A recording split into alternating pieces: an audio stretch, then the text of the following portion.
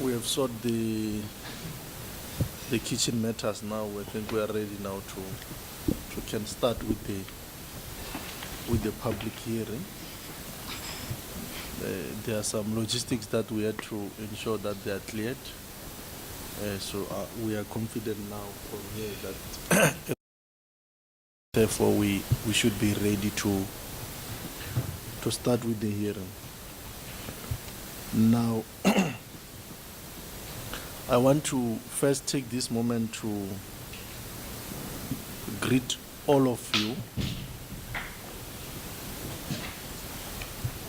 to greet the honorable members of this August committee who are present here today, the members of the Public Accounts Committee, popularly known as SCOPA,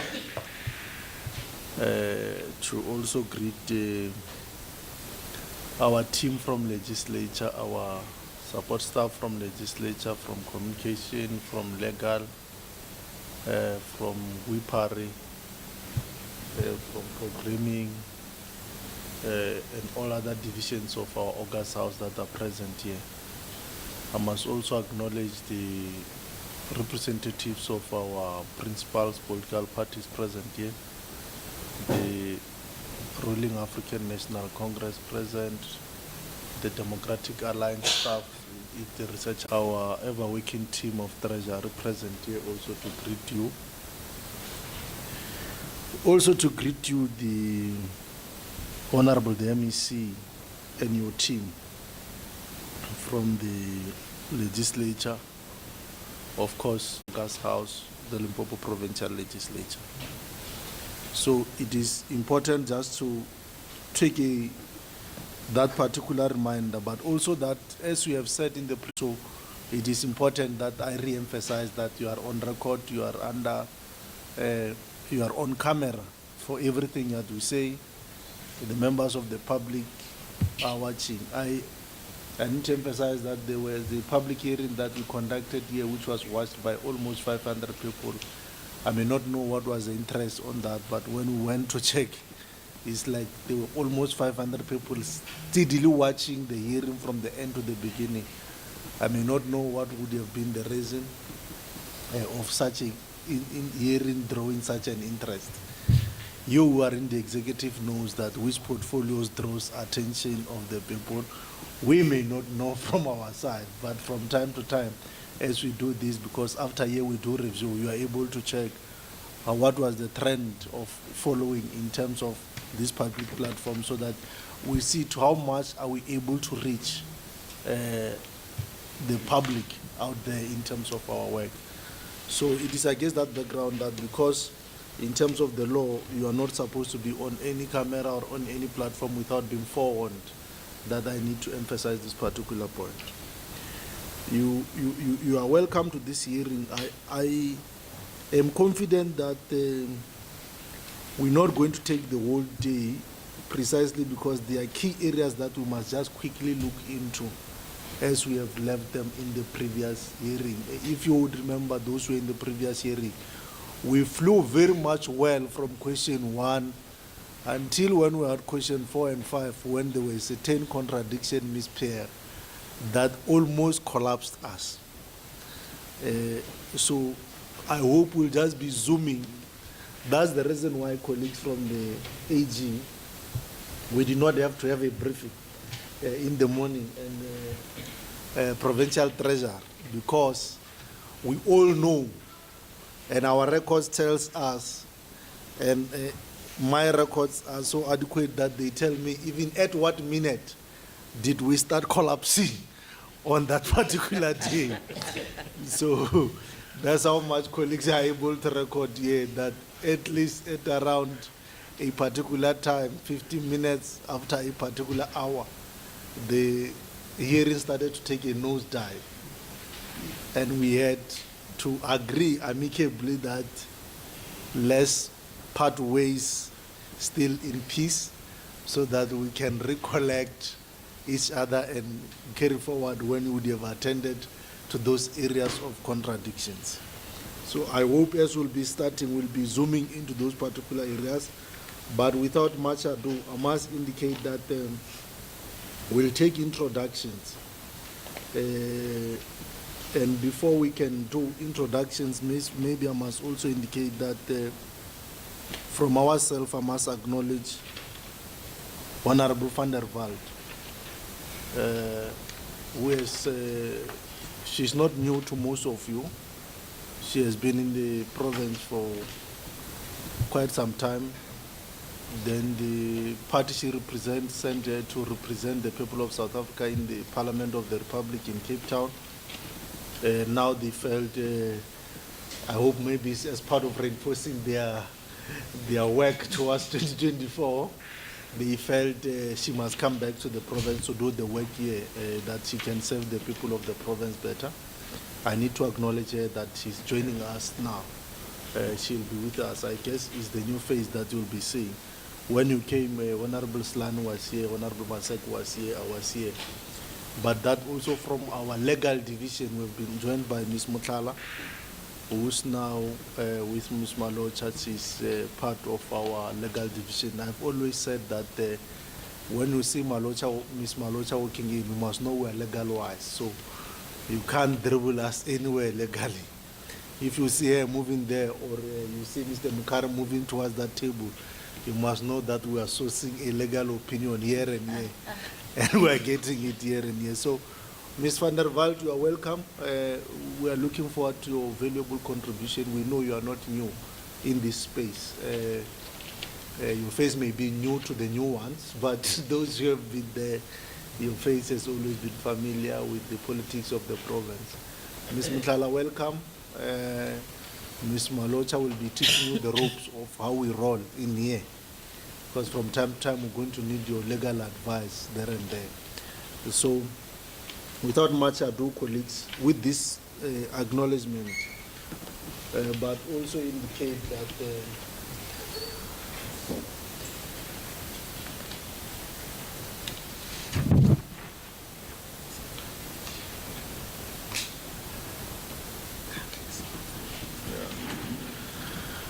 Honorable Masugame, you are also welcome. But lastly, to also indicate that from the Auditor General South Africa, we usually joined by Ms. Karim. For sure, you know Ms. Karim, who's always with us here. She's not here with us today because she has lost her mom. And we want to take this moment to pass our sincere, heartfelt condolences to you, so that we can pass them to her on our behalf and the family for such a loss. The other time she was here, the mom complicated and she had to abandon the hearing to go and attend to her. So it's our loss. Maybe we must also observe a moment of silence in the honor of her mom, because she's one of those who are serving this committee very, very well.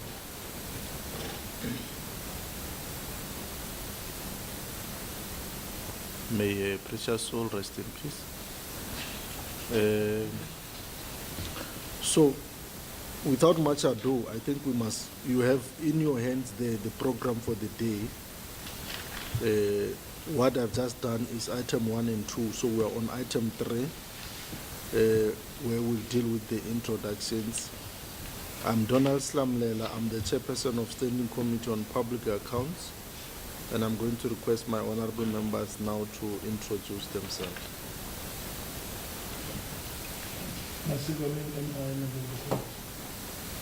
Masako Jerry, committee member. Days that I thought about. Morning, Chair Selani. Thank you very much, honorable members. Team legislature. Thank you very much. My name is William Mukari. I'm the committee coordinator for the Standing Committee on Public Accounts. Thank you. Good morning, everybody. My name is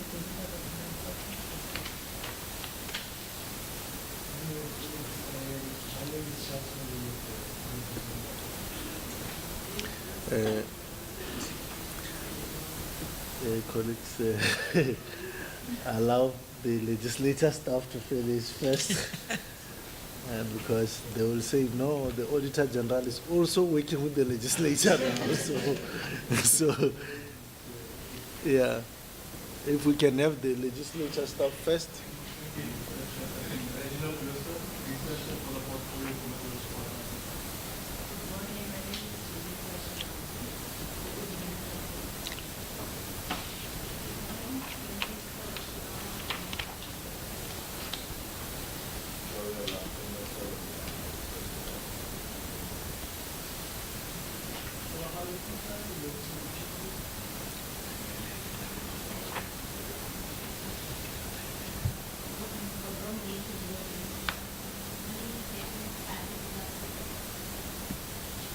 Thank you very much, Team Legislator. I think she'll introduce herself when she come back, but you know, if we can have AGSA. You've already introduced yourself. Maybe you can do it for record.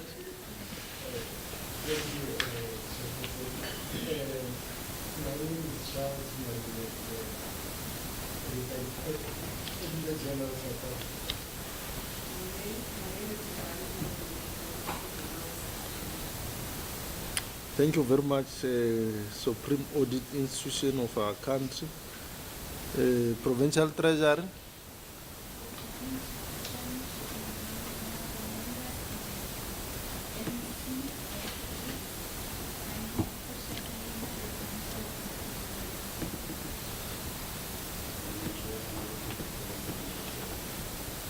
Thank you very much, our Provincial Treasury, Honorable MEC. The honors are with you now to introduce yourself, members of the board and Team Sports and Arts and Culture to us.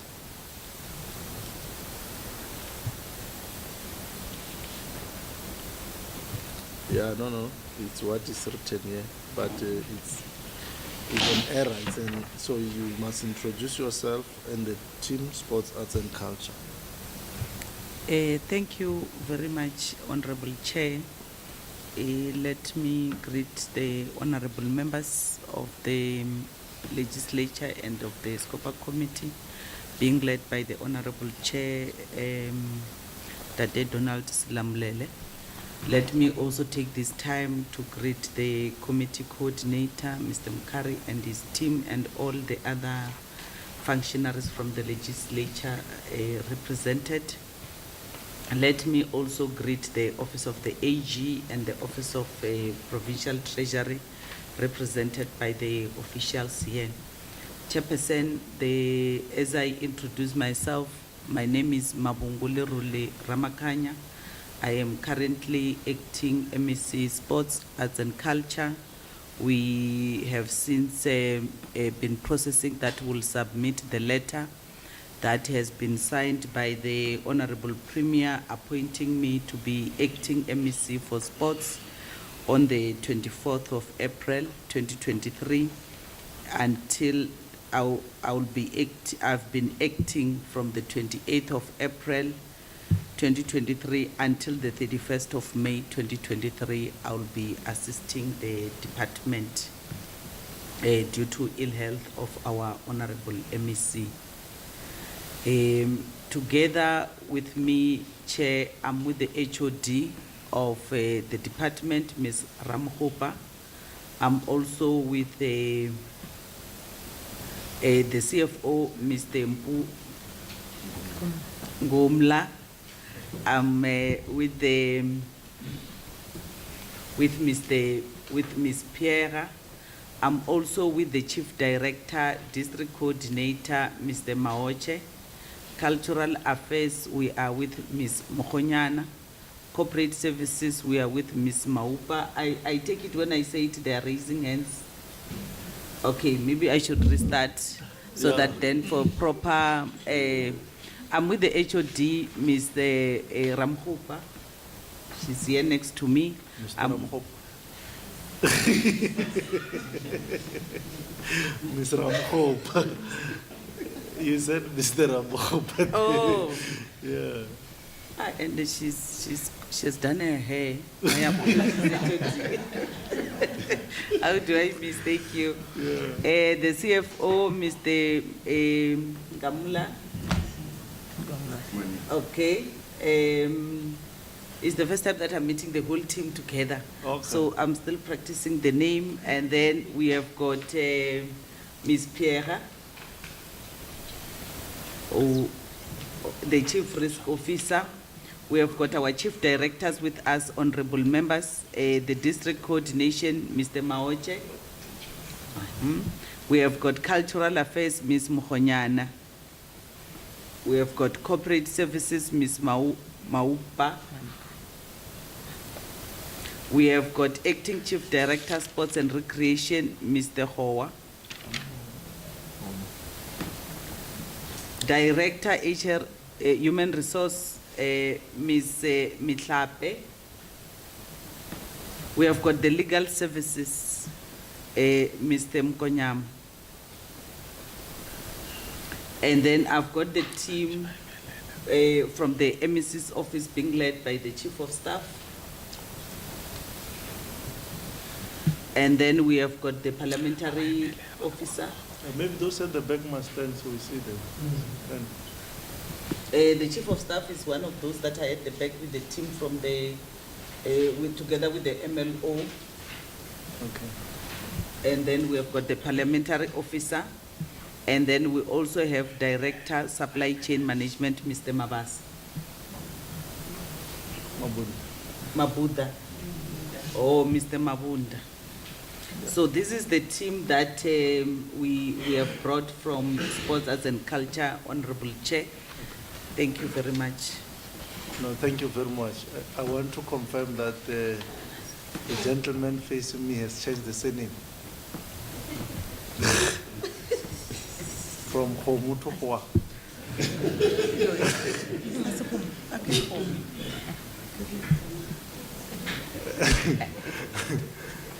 He has changed, or it was an error of pronouncement. Acting Chief Director, Sports and Recreation, Mr. Home. Okay. No, I wanted to be sure people change his surname. I know I've seen my friend has changed the surname now. Mr. Shan. Yeah. So you never know.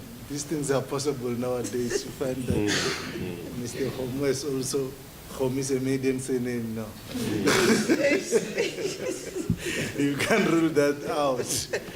Yeah. No, so MEC, thanks very much. Thanks very much. Can I quickly take apologies? Just before apologies, MEC, you are confirming on record that you have the letter that you submitted to us that you are acting as appointed by the Honorable the Premier, right? Yes. I Mabungulirul Ramak. Honorable Mate SM, he is sick. We also have an apology from our researcher, Ms. Faith Mosoto. Her daughter is not well. She's attending to her. We also have Mr. Ghana, our committee, another committee coordinator. He has a bout of flu. He was just around here. We also have an apology of Honorable Maraga. She has another meeting in Skukuni. She said the meeting was supposed to be at 5. They changed it to 10 o'clock. That's why she could not make it here. Thank you very much, Honorable Chairperson. Thank you very much. Honorable MEC, from your part, you have apologies? No. Accountant General?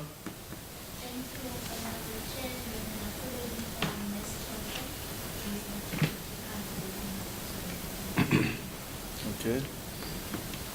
Did you say? Thank you, Chair. I have an apology from the senior manager. She wanted to ask you to other commitments. Okay. Another one from AGSA is that of Karin Rouvier, owing to a family bereavement. Okay, this is the one we've already made acknowledgement of. Okay, thanks very much. Colleagues, on that note, I think we are now ready to resume with the hearing. I would want us to approach it in this way, Honorable MEC. There were specific areas of interest that we wanted you to go through. I hope honorable members, Honorable van der Walt, have you been able to go through, you've got the copy of your file. Obviously, you should be able to follow. Yeah. And Honorable Masuka may, I think, because you are the ones who may not have been there on that occasion. So I would want them to speak first and update us what is it that they have done in line with what we have requested them to do, so that they refer us to specific pages, so that as we go to those particular questions, especially question 3 and 4, we are able now to read the question once again to record, but we should have said this is what you wanted us to do and this is what we have done. I think it will make our life easier that way if I get support from honorable members. Alternatively, is to go and reread the questions. Yeah, question 3, 4, and 5. Alternatively, is to read the question, the answer from the beginning, which I don't think it will do us justice. If they can first speak to the areas that would have, unless you want us to read them areas for you, but I know you have recorded the things that would have affected the changes in the file. So that when we then go to read the questions on record, we are able to move from a premise of them having satisfied even themselves that they have submitted the things that we actually wanted. Do I have that support, honorable members? Yeah. On that case, honorable, let me see. Thank you, Honorable Chairperson. If it inconveniences you, honorable MEC, you can tell us, then we can reread the questions. Okay.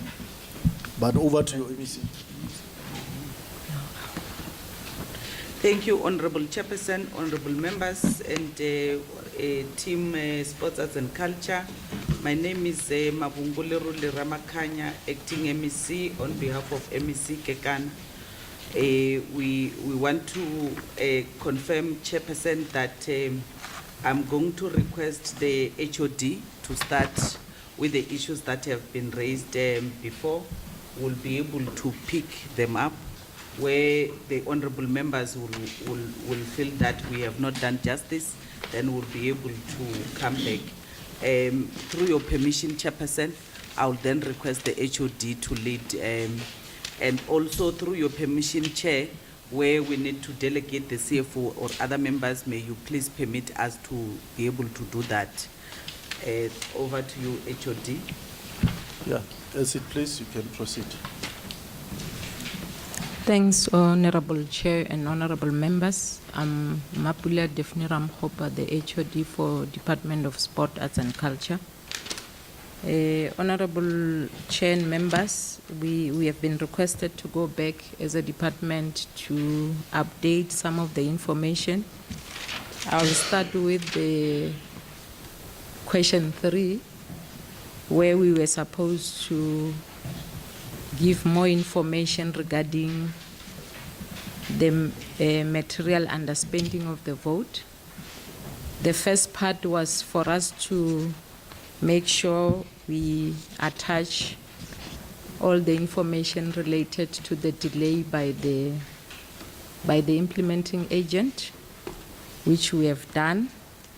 But the critical part was the improvement plan, the plan that the department we have put in place to make sure those areas they don't recur.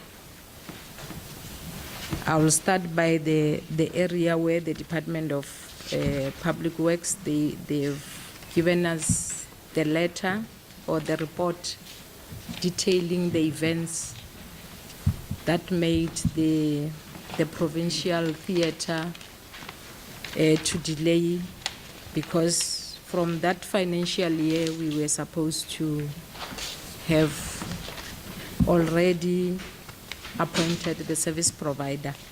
I will start from page 21 under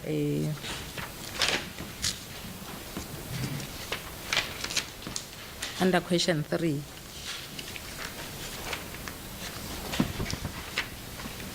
So if members are there,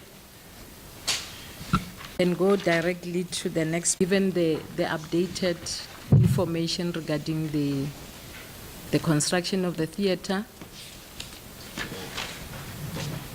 It happened in the last. I guess that should be easier for you.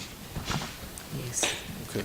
To the 4 libraries that were supposed to have been built by the financial year in question. The same Annexure D is also providing more information regarding the challenges that were encountered by the implementing agents to make sure they are able to finalize those projects for the construction to start. Then on question 5, the major challenges we had in the previous city affecting the Provincial Geographical Names Committee, we have given the detailed information regarding the matter and also the location of this unit within the department, because it's what the committee requested us to do. And then we have also given the update regarding how far we are with the case.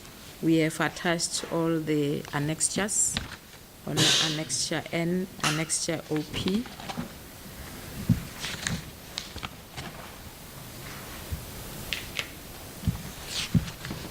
And also we have given the update on the area of the recovery of funds.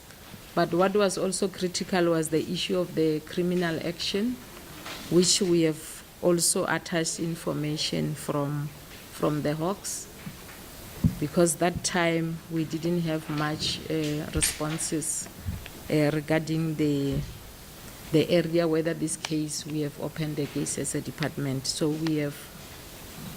we went back to the Office of the Premier. We found that matter was already reported to the works. It is under inquiry. And then we have given also the progress to date regarding that disciplinary process on page 37 and page 38. We have outlined how far we are with the case. And then on page 39 on number B also, we were expected to give progress on the recovery of funds transferred to artists who failed to perform during the Mapungube Arts Festival, as per the recommendation by the forensic report. We have given all the sequence of the processes that we have gone through. We have also attached the annexures, starting with the annexure TU1, TU4, TU3, TU5, TU6, TU7, TU8, TU9, and TU10 and TU11. And then on the area of one of the organization that also got funding from National Lottery, also we have given the update. We also requested the Serious Crime Unit to give us the progress that has been done. They've written a letter to us that is indicating how far they are with the case. Is also attached as annexure TU 12.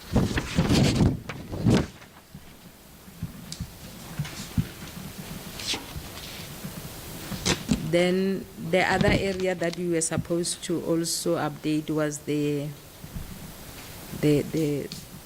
plans that we have put in place. We, on page 42, we responded to that matter.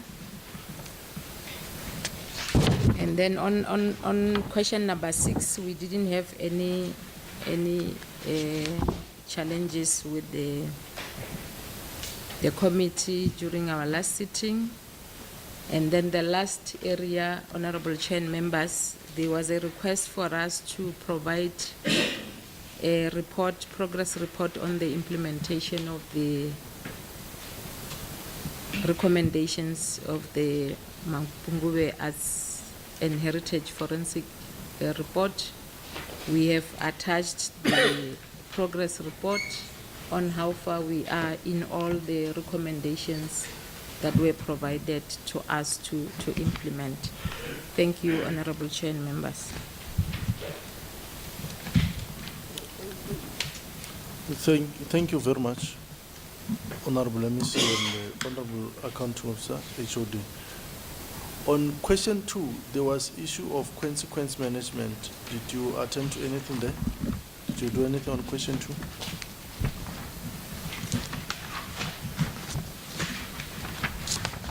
Did you update anything?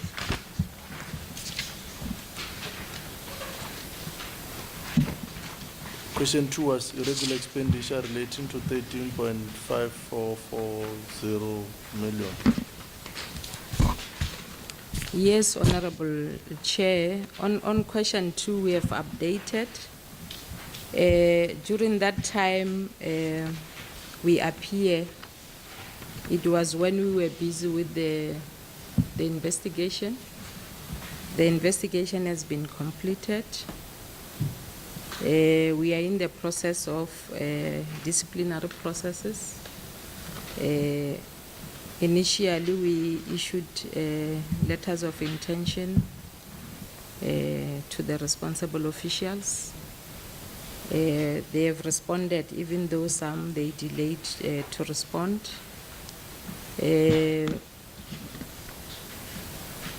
Now in May, we have issued other letters to inform that we are proceeding with the disciplinary processes, with the hearings. So currently, we are still appointing the chairperson who will be chairing the disciplinary processes. My desire HOD would have been like what you have been doing in going back and forth. Thanks, Honorable Chair and Honorable Members. I'm Mapula Daphne Ramkhopa, the HOD for the Department of Sport, Arts and Culture.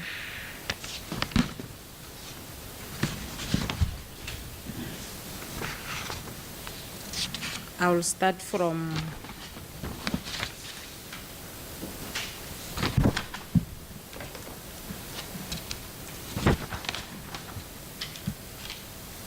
page 12, where we have outlined the steps that we have taken as a department. We have an annexure B that we have attached.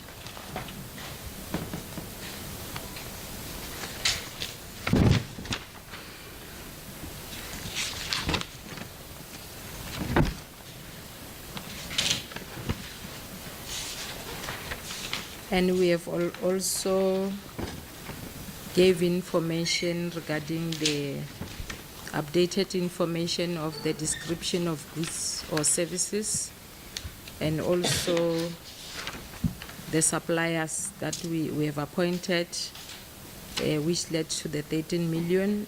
On page 26, we have updated that information. And then on page 18, it's where we have listed the responsible officials.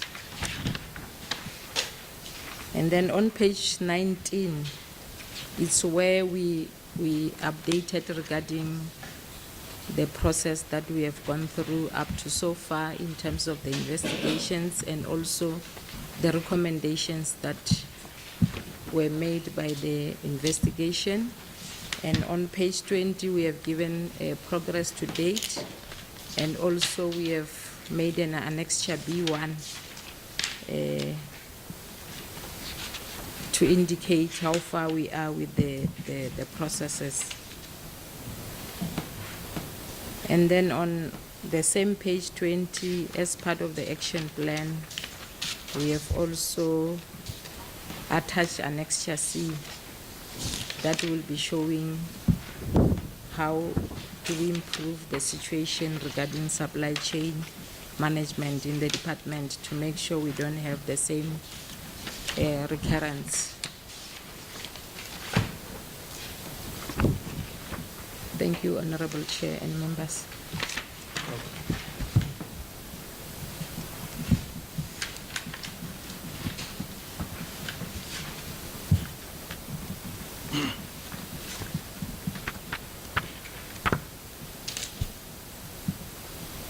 Let me see. So you're back in Bicard Street. You are forgetting that you Make must it be back at to school. Bodenstein and Yeah. at Ravi and Bicard. I, Mabungule Ramakanya, acting MEC for Sports, Arts and Culture. Honorable Chairperson, we have then, since through the presentation by the HOD, updated on the information which was expected. And as he has also indicated that we have developed and added up new information through the annexures that we have referred to. So thank you very much, Honorable Chair. Okay. No, thank you very much.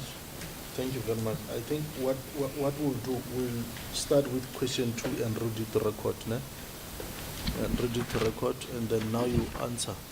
And then we'll follow up a few questions, because now we know what you have done. And then proceed to question 3, 4, and 5. I think question 1, we have disposed it on that day. There is no issue there. And question 6, there is no issue. So we'll be dealing now with question 2, 3, 4, and 5. There is nothing much on question 2 actually, except that you need to read it on record and update us on what you have done. There are a few questions that you may want to follow, then we'll then pass to question 3 and 4. Honorable Masek. Yeah, thank you, Chair. Greetings, Chairperson, members. Honorable MEC and Team Sports, Arts and Culture, AG, Treasury, and our staff. Question 2, Chair speaks about irregular expenditure.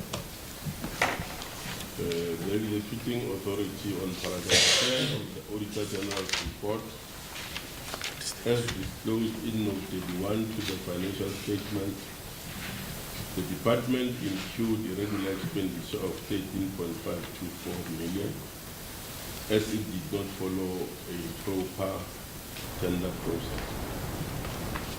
On paragraph 33, some of the contracts were awarded to bidders based on evaluation through adjudication criteria that differed from those stipulated in the original invitation for bidding as required by Treasury Regulation 16A6.3 A and B. On paragraph 34, some contracts were awarded to bidders that did not score the highest point in the evaluation process as required by Section 2(1)(f) of Preferential Procurement Policy Framework Act and Preferential Procurement Regulation 2017. This non-compliance was identified in the procurement process for the rendering of 24-hour physical security service in 14 clusters for a period of 36 months. Question A, why did the department incur irregular expenditure of 13.524 million? Question B, why did the department fail to follow the proper tender processes? Number C, provide a detailed breakdown of the irregular expenditure indicating all procurement processes not followed. Number D, why did the department award some of the contracts to bidders based on evaluation through adjudication criteria that differed from those stipulated in the original invitation for bidding as required by Regulation 16A6.3 A and B? Number E, why did the department award some contracts to bidders that did not score the highest point in the evaluation process as required by Section 2(1)(f) of Preferential Procurement Policy Framework Act and Preferential Procurement Regulation 2017? F, who are the responsible officials? G, What action did the accounting officer take against the responsible officials? H, which is the last one, Chair. Which measures did the accounting officer put in place to prevent the recurrence of the regular expenditure? Thanks very much, Chair. Thanks, Honorable Mas. Public Finance Management Act and to investigate the matter. We have attached Annexure B to confirm that. The department advertised the contract for rendering of 24-hour physical security services for 36 months period in Limpopo Department of Sport, Arts and Culture, DSEC 20/21-B6 in libraries and departmental sites. These contracts were concluded and commenced in November 2021. The regular expenditure was incurred as a result of using paragraph 8.5 and 8.6 of the approved terms of reference. The terms of reference for tender number DSEC 20/2021 B6 states that the Department of Sports, Arts and Culture reserves the right to. We are given this because it's where we messed up as a department in terms of that bid.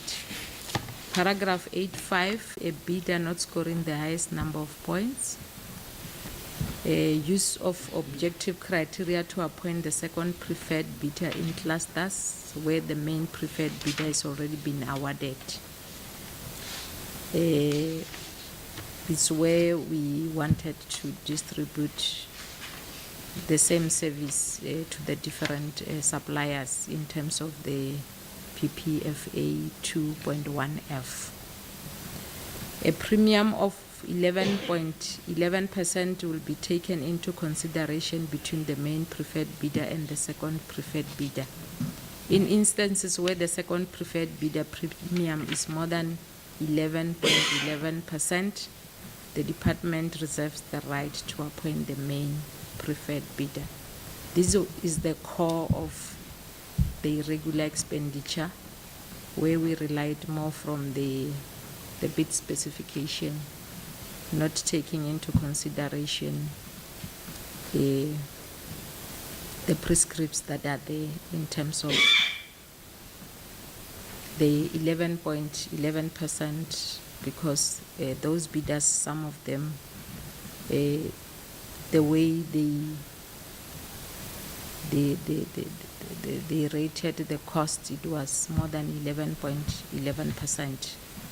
So the keen focus of the bid evaluation committee, and by the extension the bid adjudication committee, was to ensure job spread and wealth distribution among the security services providers and avoid situation where one service providers win more than one cluster. In the past, the department has witnessed instances where the service provider was unable to deliver on its obligations due to overcommitments, and accordingly the risk was mitigated through paragraph 8.5 and 8.6 above.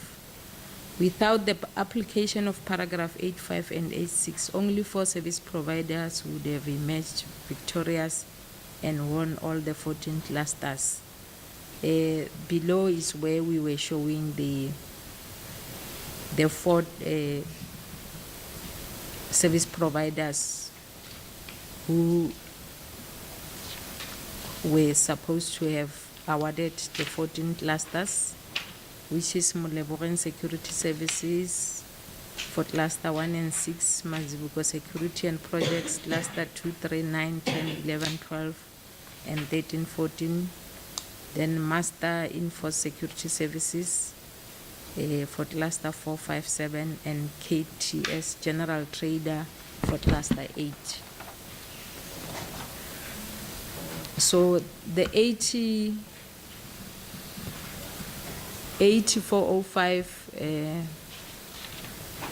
thousands was irregular expenditure incurred as a result of not specifying the minimum threshold for local contact on the bid document as required by Regulation 82 of 2017 Preferential Procurement Regulations. The local content threshold was omitted on the approved bid specification through an oversight by supply chain management. However, standard bid document 6.2 was completed by the bidder, indicating 100% local content. There was also 92,000 irregular expenditure incurred on 3 transactions where the artist did not complete the standard bid document. As part of the department's mandate to promote and develop artists, 3 artists were identified and taken from the database to perform during the International Wheelchair Day and Africa Day. No procurement processes were followed since the department applied the approved annual general exemption of 21-22 financial year. Honorable Chair and members, this was the practice during that time. The artists were not following the procurement processes where they are supposed to complete the standard bid documents, because we were using the database of the artists until the Auditor General requested us to make sure they start to complete the SBD forms. It's when we started in the last financial year to implement that area. So why we have failed to follow the proper tender processes? What happened, Honorable Chair and members, we did follow tender processes as stipulated by the Public Finance Management Act, Treasury Regulations, and Preferential Procurement Regulations of 2017 and the Transversal Supply Chain Management Policy, but was found to have not followed or applied the terms of reference. The bid committee focused on the following clauses of the terms of reference, as I've already indicated in the previous page, that it's where the challenges made us to have this irregular expenditure. Where in the application of paragraph 8, 5, and 6, the department have to appoint additional 3 that exceeded 11.11% premium, and the entire tender number 2020-21B was later declared irregular by the Auditor General. So in terms of the breakdown, we have shown in the table the clusters. The description was the provision of 24 hours physical security services for a period of 36 months. We have shown from cluster 1 up to cluster 14. And also the approved service providers, we have given their names, and also the amount that were paid for 21-22 financial year, and also the non-compliance issues, which was the department where we have awarded some of the contract to bidders based on the evaluation adjudication that criteria that differed from those stipulated in the original invitation for bidding as required by Treasury Regulation. So in terms of the other areas on the threshold for local contact, we have also provided the description of those goods. It was the supply and delivery of museum working tools in Skumansdal, which is in Vembe, and we have shown the name of the service provider and also the amount that we have paid, where the minimum threshold for local contact was not specified. And also the second one was the third one, and the fourth one it was where we were promoting the local artists, where they didn't complete the standard bid documents. And then we have shown the amount. The first one we paid 70,000, the second one was 15,000, and the last one was the 7,000. That made the total of the 13 million, even though the 13 made the whole population to come to the 13 million. On question D and E, why depend some of the contracts that differed from the stipulated original invitation for bidding as required by Treasury regulation, and why did the department award some contracts to bid the department in the one bid and cluster, and also having the right to appoint any bidder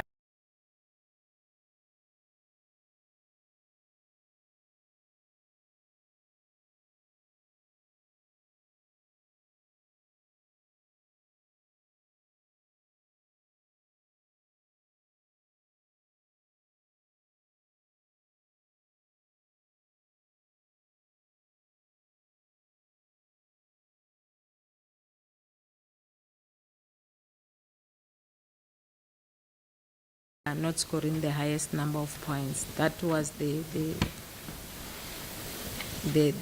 main reasons for the awarding of those tender for security. Then who are the responsible officials? We have given a table there. The bid committee was made of the following officials. It was Mr. Matabane, DM, who was the chairperson of the evaluation committee. Mr. Modibasi was the member. Mr. Ntakomo S was... Just refer to the table, HOD. Okay, all right. And then the bid adjudication committee, also we have listed the names and also the portfolio for that they were responsible for. At that time, the acting, there was an acting head of department at the time of the award. Unfortunately, he has retired from public service. And then what action did the accounting officer take against the responsible officials? Upon the finalization of the audit process, the accounting officer met with the executive management to look at the matters. Is where an internal investigation was commissioned on the matter with a view of taking corrective actions. Risk management was the one that was investigating the matter, and the conclusions were risk management made their conclusions based on the information received, statement and interviews that were made with different employees, as well as the relevant documentations that was analyzed. And then this conclusion also bind those who did not submit their statement for a form or not interviewed. Risk management implemented clause 8.8 of the terms of reference, enter into price negotiations with any preferred bidder for the recovery and the remaining term of contract as per the discussions with the service providers. So during the process, Honorable Chair and members, we had to go back to the service provider and renegotiate because when the risk management was investigating the case, they found is what the bid adjudication should have done during the process for them to make sure we distribute the wealth. We were supposed to have negotiated with the service providers in terms of the cost that they have put on their bid so that they can go back to 11.11%. So is what the investigation officer has done to renegotiate for those prices to go down with all the affected service providers.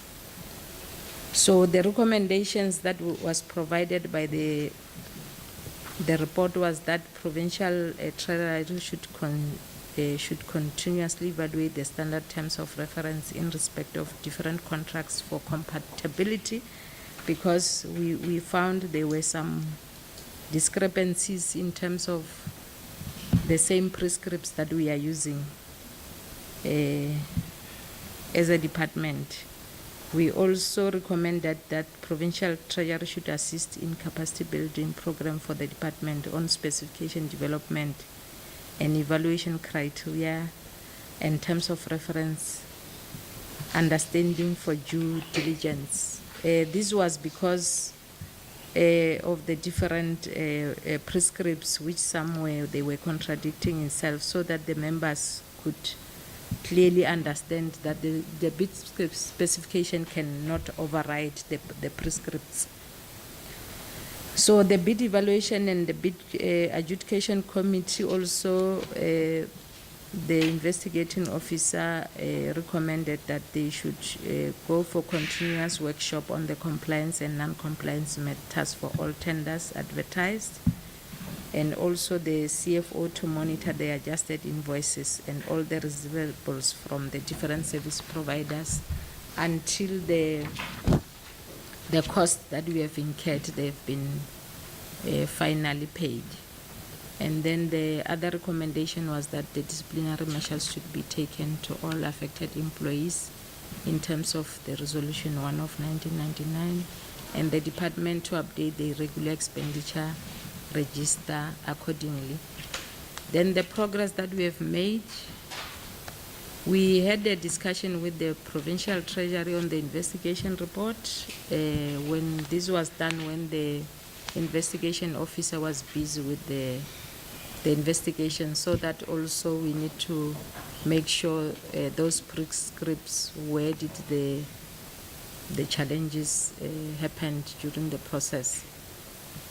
And then AGSA was also engaged on the subject matter and reached consensus on compliance to irregular expenditure framework. So in line with the commitment letters from different service providers, short payments will be implemented with effect from April 2023, invoices for payment already made, and then letters of intention to charge have been issued to affected employees, and the other employees who are outside the department, we have referred the matter to their respective departments to institute disciplinary measures. We have attached Annexure B on that. And then in terms of the measures that the accounting officer has put in place as part of the department's action plan to avoid recurrence of similar findings, the following measures have been implemented. We have developed a departmental supply chain management compliance framework we have attached, which will guide all the officials, both within the supply chain and also the committees that are sitting, on how to follow up on matters that sometimes they had some challenges when they are in the process of dealing with the implementation of the SCM prescripts. And then the other issue is the continuous training and workshops for the SCM officials and staff in general. And then what we have also done is that all the terms of reference and the bid awards, before the accounting officer can approve anything, we are referring all of them, starting from specifications to the legal service unit to check compliance and concurrence before approval by the accounting officer. The department also, we have developed a checklist aligned to the terms of reference for verification. So that is how far we are with this matter, Honorable Chair and members. Thank you, Honorable Chair. I, Mabungule Ramakanya, acting MSc for Sports, Arts and Culture. We therefore submit our responses and the annexures as attached for question 2 as asked by the honorable members. Thank you very much. Thank you very much, the Honorable MEC and the account officer HOD. I'll allow members to make a follow-up if there is any. But two things that I must set straight to Honorable HOD. We had initially dealt with this question, and there were areas of agreement. Part of the areas of agreement was not for you to continue to justify the wrong that you have done, is to accept that you have done the wrong. That you wanted to make the public to benefit more, the paragraph that we are using there, we had said then that is immaterial. What remains is that the AG has identified that you have set the laws, you have violated them. You even went beyond the 11.11%, that is the period at which you can allow yourself flexibility. Now, that has not been done. We all agreed then that that is a done deal. What is a problem has been, what have you done in as far as consequence management is concerned, if you remember, colleagues? Because justifying why did you commit wrong at this point will not assist us. What mattered at the point, Honorable Slan, was that what was the consequence management? And that's when you said you'll go and update the file because there are things that you would have done which are not in the file. Hence, I wanted you to refer to those specific letters. Now, two things I'm picking from specific letters before I give honorable members and avoid dominating the discussion. Is that one, look at your covering letter for resubmission, the covering letter for resubmission, and speak to it versus the letters that you have submitted there in terms of the dates. Do you see something anomaly there? Are you picking the anomaly? Yes. Because if you check the resubmission date was 17th of February, but in the file you have the letters which were signed in April. I don't know if you get the anomaly there. Then if someone is to read this file, looking on the date these things were resubmitted versus those letters, it then creates a problem not only for yourself, also for ourselves. That how does this? I don't know if you get the point, Ms. van der Walt. So you have this file submitted on the 17th of Feb, but in the same file, you have the letters which are signed in April, long after the file was submitted. It means that we have made additional. Therefore, these letters must speak to the covering letter. And I want you to speak to that. Secondly, if you check on Annexa, one of those letters there, you have Mr.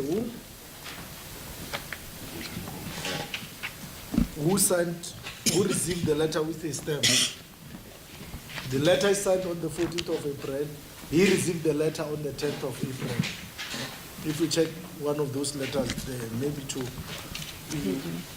specific reference. Yeah, the first letter there of Ms. Mahlatz. He signed on the 10th of April. Right? You're following me? And the letter is signed on the 14th of April, Honorable MC. I hope you are following. So these are the things that are going to make us fight as we start, because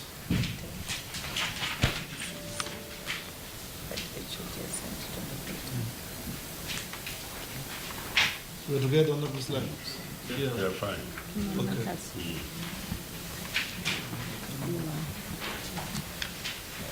The other ones, and we don't even want to go to technicalities of these letters because you see the other ones were signed nicely well on the 14th, and these people were given until the 21st of April. But what is also tricky, which we may not follow up now, but is something you must think about, is when you say the letter, when you say someone, the letter is signed on the 14th, and you say he must respond by the 21, in terms of the prescript, you are giving this person 7 days to can be able to respond. But what then happens in a situation where this person signed a letter on the 19th and we expect him to respond? So these are the things that will send a message that you are doing this thing for compliance. I don't know if you get my point. So I'm saying quickly speak to that so that we can close this question. Sure. Okay, honorable members, yeah. Even the spinners, despite the justification, these people, in actual fact, there is nothing that the department is. If you check on the recommendation, the people who are responsible and what action does this department in actual fact take against these spinners, the department is not saying anything. In actual fact, it's speaking about what is that investigation for, Honorable MEC? What is that investigation for? What is it that you are investigating?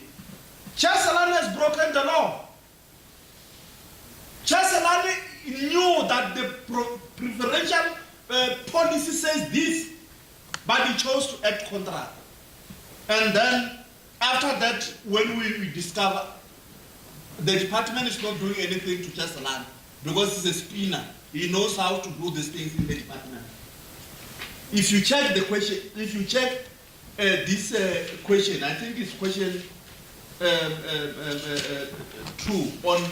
on what action did the accounting officer take against the responsible official. They speak about risk management. These people are being indicated as the people responsible for that. The question that I'm raising when they will be responding, what is this investigation for? What I mean, because it's clear that you did not comply with the policy. Why must risk bother itself on the things that is clear on the policy? Let me be assisted, Chair. Thanks, Honorable Slan. Honorable Van der Walt, you want to say something? Yeah, Your it's maiden question? my maiden question, a good answer then. Well, Chair, in fact, when I read this, I wrote question marks here on consequence management, because I think that's something that was brought in for very good reason. But it's just sad that there isn't always, most of the times, there aren't any consequence management implemented. And I think what we should not just read all the mistakes. I mean, 13.5 million rand is a lot of money. In a province where we identify a need for artists, and I mean, we had that public hearings just very recently on that, and we know that artists, have been suffering and that they aren't secured pension and whatever. 13.5 million rand is a lot of money to, I almost say dump, but it is serious.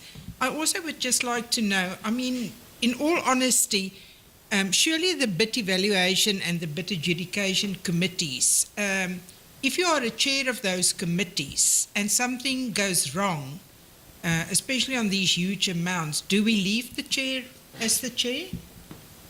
Or do we take action against the members of those committees as well? Because surely we've often seen and I'm not saying here, I haven't been in the legislature only the last 2 weeks. Sometimes it's not a first mistake. I don't want to say offense, but do we actually check these things that, is it a first time or a second time? Because it will be interesting now in the next financial year whether there are repetitive mistakes being done in this specific department. And I also would like to know the officials in the other departments that has been referred to their specific departments. Is this department doing follow-ups? Because we should not lose the case if it occurred under sports, arts and culture. We must make sure that it comes to finalisation, Chairperson. Thank you. Thank you very much, Honorable Van der Walt. Honorable Masako. Yeah, Chair, let me thank you again for affording me this opportunity to give an input on the matter in question. But also welcome the presentation by the department chair. I also made some positive developments. I noted them, Chair, from the Auditor General with regard to the general performance of the department. There is a lot of positive attributes that the AG has identified. Your AFS, the quality thereof seems to be good according to the opinion of the department. Your material misstatement also is decreasing, which is a positive development, something that one needs to acknowledge. But the same AG is saying your problem is this irregular expenditure. That's what the AG is saying. That is your main problem. In fact, you were supposed to move from unqualified to clean. But because of this part, irregular expenditure, the AG couldn't give you that clean audit and some smaller issues. But the main one is this one, Honorable MEC. And now my fair definition of an irregular expenditure is that you just deliberately did not comply with the regulations. Deliberately, as a person. That is how I define it. Aguna error, it's not a mistake. You have been guided, your supply chain management process, regulations, treasury, all the procurement preferential, all they are there. They tell you this is how you need to process investment. And deliberately, as a warm body, you decide to go against those rules. And here we expect consequence management from day one. But this is 2023-2024, and we are dealing with an AG's report that 2021-2022. Already 2022-2023 is gone by March. HOD and MEC.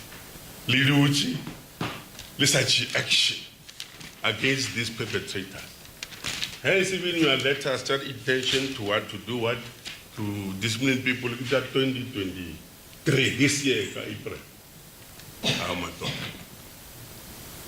Eh? And you want us to seize one and just see put my door or lily chair. It cannot be chair. You know all these letters that you have written here, HOD, about April this year. They were supposed to be written about April 2022, because Mulatokwa 2021-2022, which ends in March. So where I'm seated, Chair, I see this as mere malicious compliance. There was no will, there was no commitment, even an intention by the executive management to address this query at AG. And now where I'm seated, irregular expenditure and consequence management are two sides of the same coin. The other one triggers this other one, because it's man-made. But the other question that I want to check here, Chair, they are saying the officials that are affected gave both evaluation and adjudication, all of them who participated. But I also said the department saying, in terms of where I'm seated, is my interpretation. Clarify. There were supposed to be 4 companies that were qualifying, reaching the merit to get this job. It's about 4. Just some 6 clusters, one cluster, in terms of the real scoring and compliance. And my take is that maybe that report, if it is a evaluation committee, that is my take, until they correct me. That's how they concluded that only 4 companies qualified. And the only is, that report must be an outcome of the evaluation process, because there, the scores, everything, that's where real work is happening. Then more adjudication. This is what we have. Then you come with your terms of reference now against those regulations, those national policies. And according to my knowledge, there is no department who can develop a policy that is contrary to the national dictates. Any policy that we develop at your level must speak to the national regulations. You can't deviate, Chair. So they develop a terms of reference that begins to empower them to change and chop against those regulations. That's one critical thing. So between the evaluation, and we must be clear here, so that you don't punish people by the law of Anamla.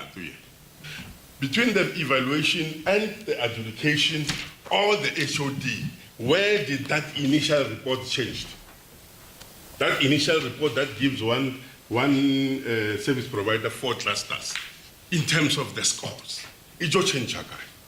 So if you change it to adjudication, how do you then implicate evaluation?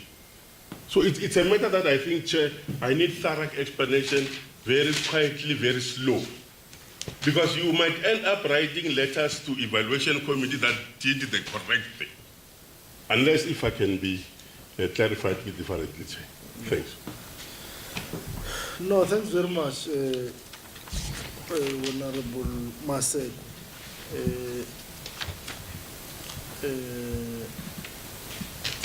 Honorable Maseko, thanks very much. HOD, you are obviously following the line of questioning. And the line of questioning is that seeks to say,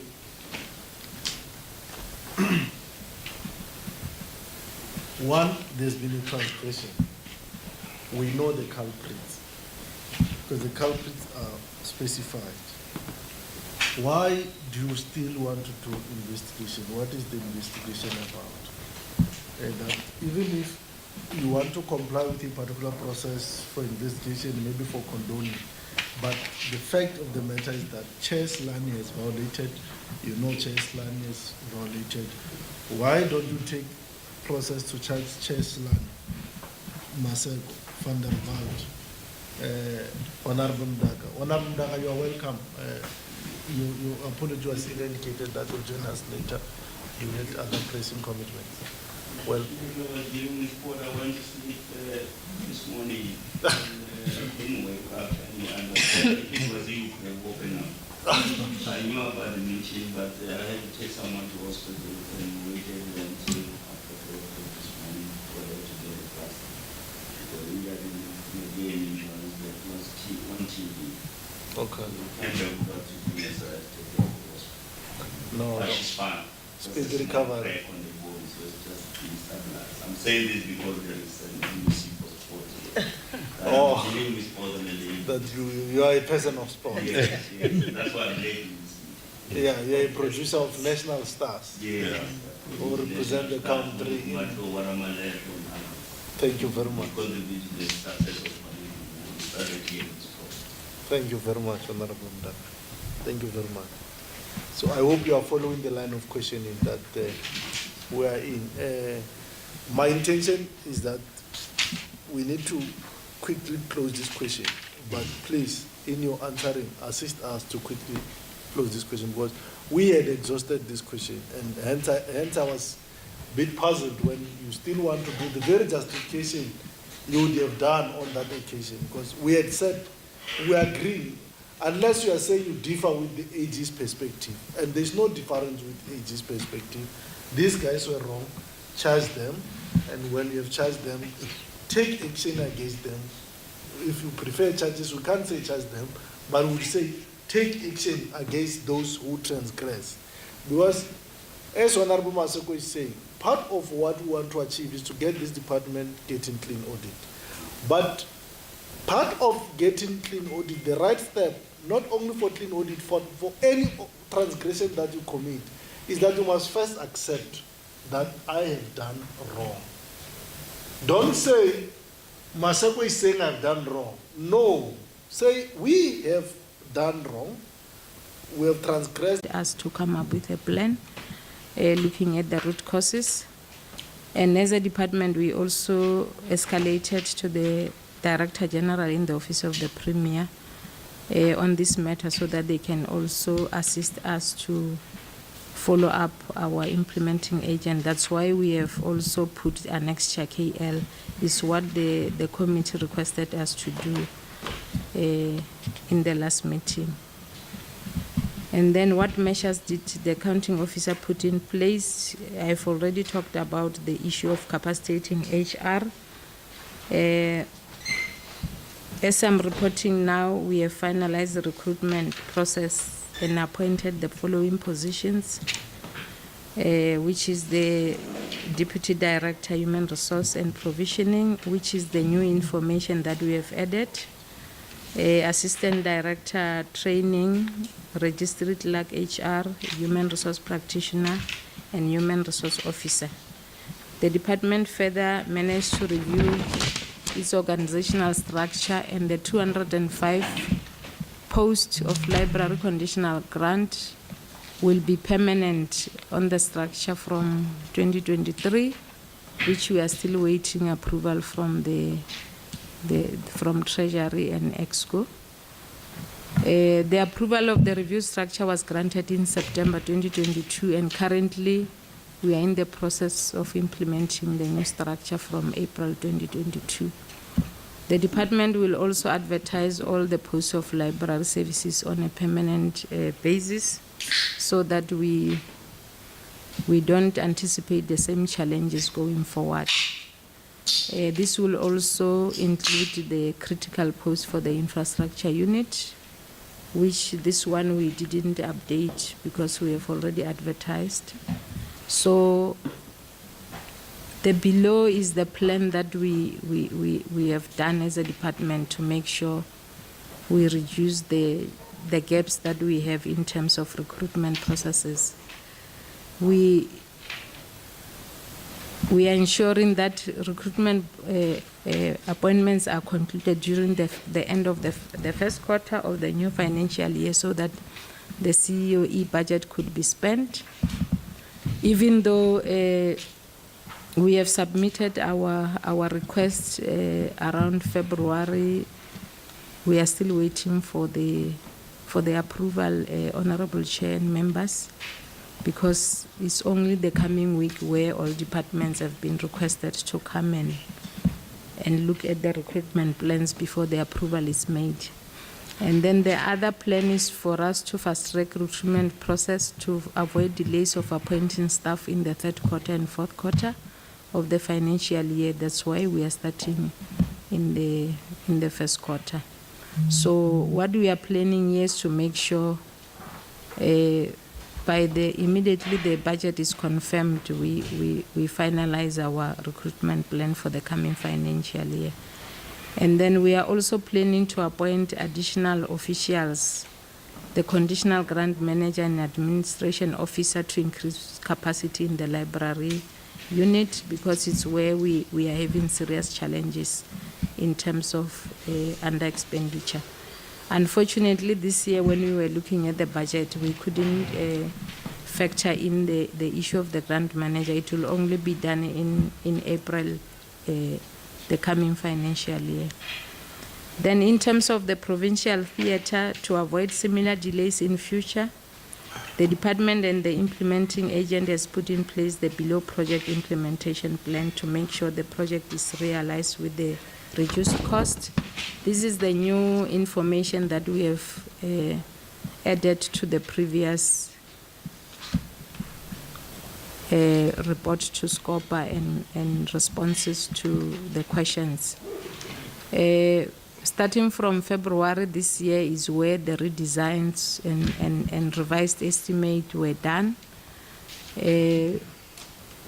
And then they were approved, and then stage 3, they are now finalizing the detailed redesign according to the new estimates. According to the plan, this month they are finalizing the compilation of bills of quantity and also tender documentation, which will be done concurrently with the stage 3. Then for stage 4, our expectation is that by by end of June, the procurement of contractors will start, and the tender award is expected to be finalized by August. And then there will be permit application by the 14 August 2023, where then will follow by the site handover by the 15th of September. And then the construction will be done from September going forward. This is a 3-year project, which, Honorable Chair, there were other developments after we have submitted this report, where the IMC has sat down because we didn't have the budget that will also be adding to the new pre-designs, because we have moved from 549 to 316 million, which the purpose of the IMC was for Treasury, Public Works, and our department to give the go-ahead for Public Works to finalize all these processes so that we follow the same project plan. But the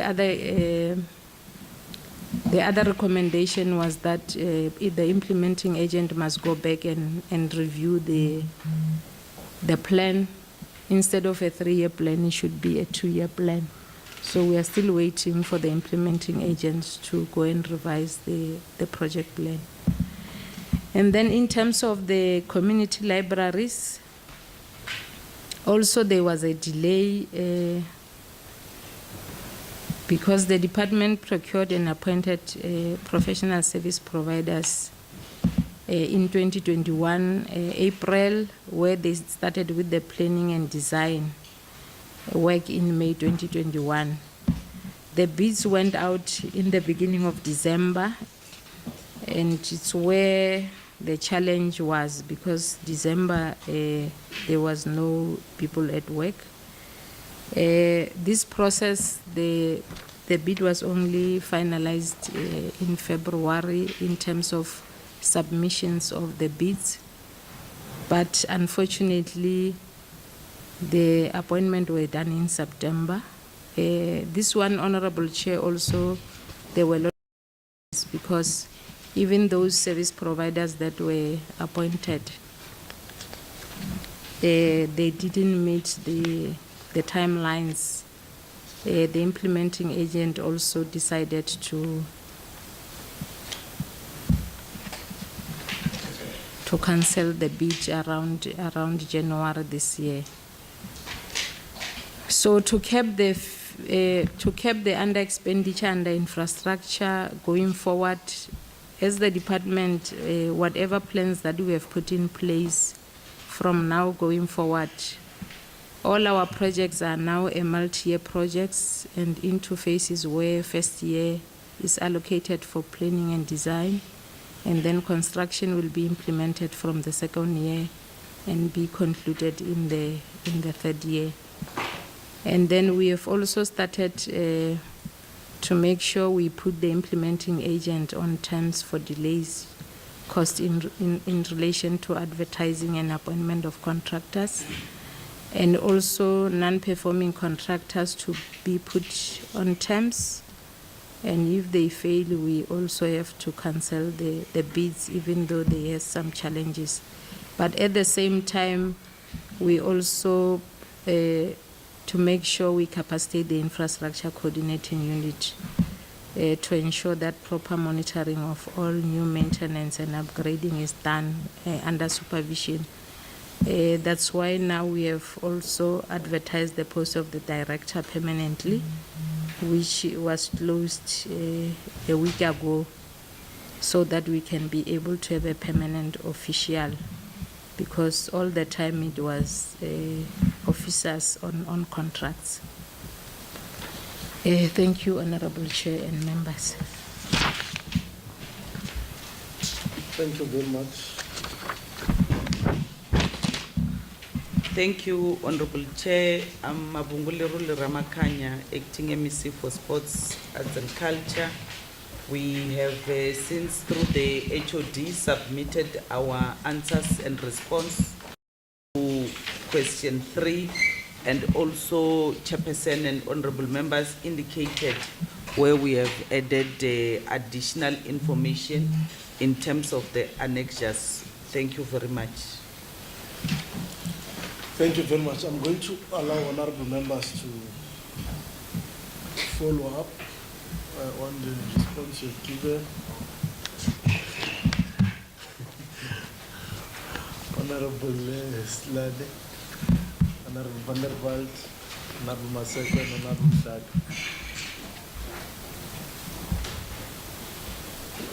In that order, I can start. Yeah, you can shoot, man. Thank you very much, Honorable Chairperson.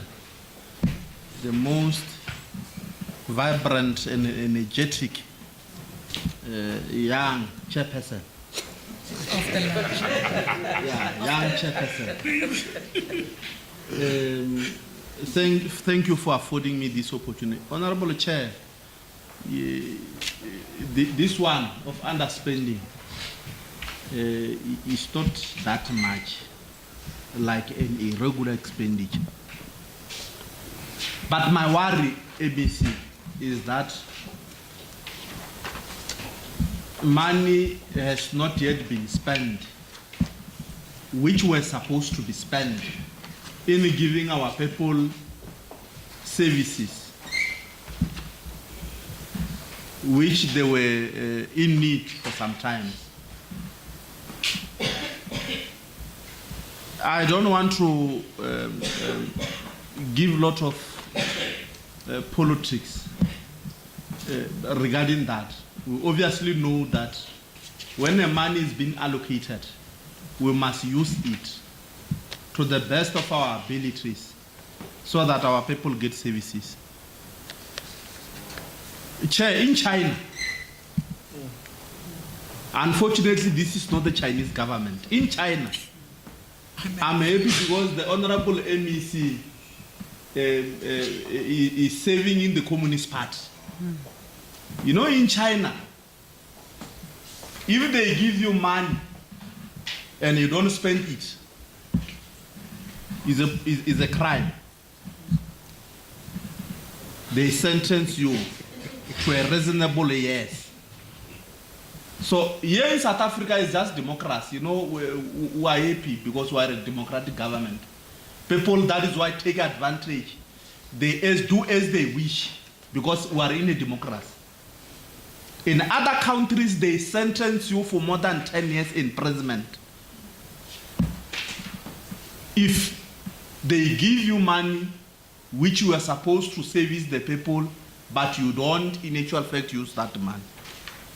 Besides, even before, those that are stealing, they cut them the hand. Such practice is not done here in South Africa. We've got what do you call an advantage, an opportunity. Now that because we are in a democratic government, our sisters, Honorable HOD, our brothers there at home, they need jobs. The department has got serious critical funded posts. Funded! Over the past 5 years, the department is not even hiring a single person. I'm just giving that advantage. What does that mean, Honorable Van der Walt? What does that mean? When you are being allocated, I mean, this is the funded budget for funded posts, but you are not in actual fact filling those critical posts.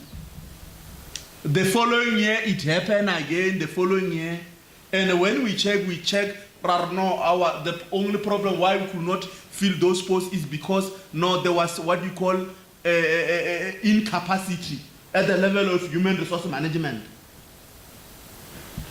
We must change things. Must change things.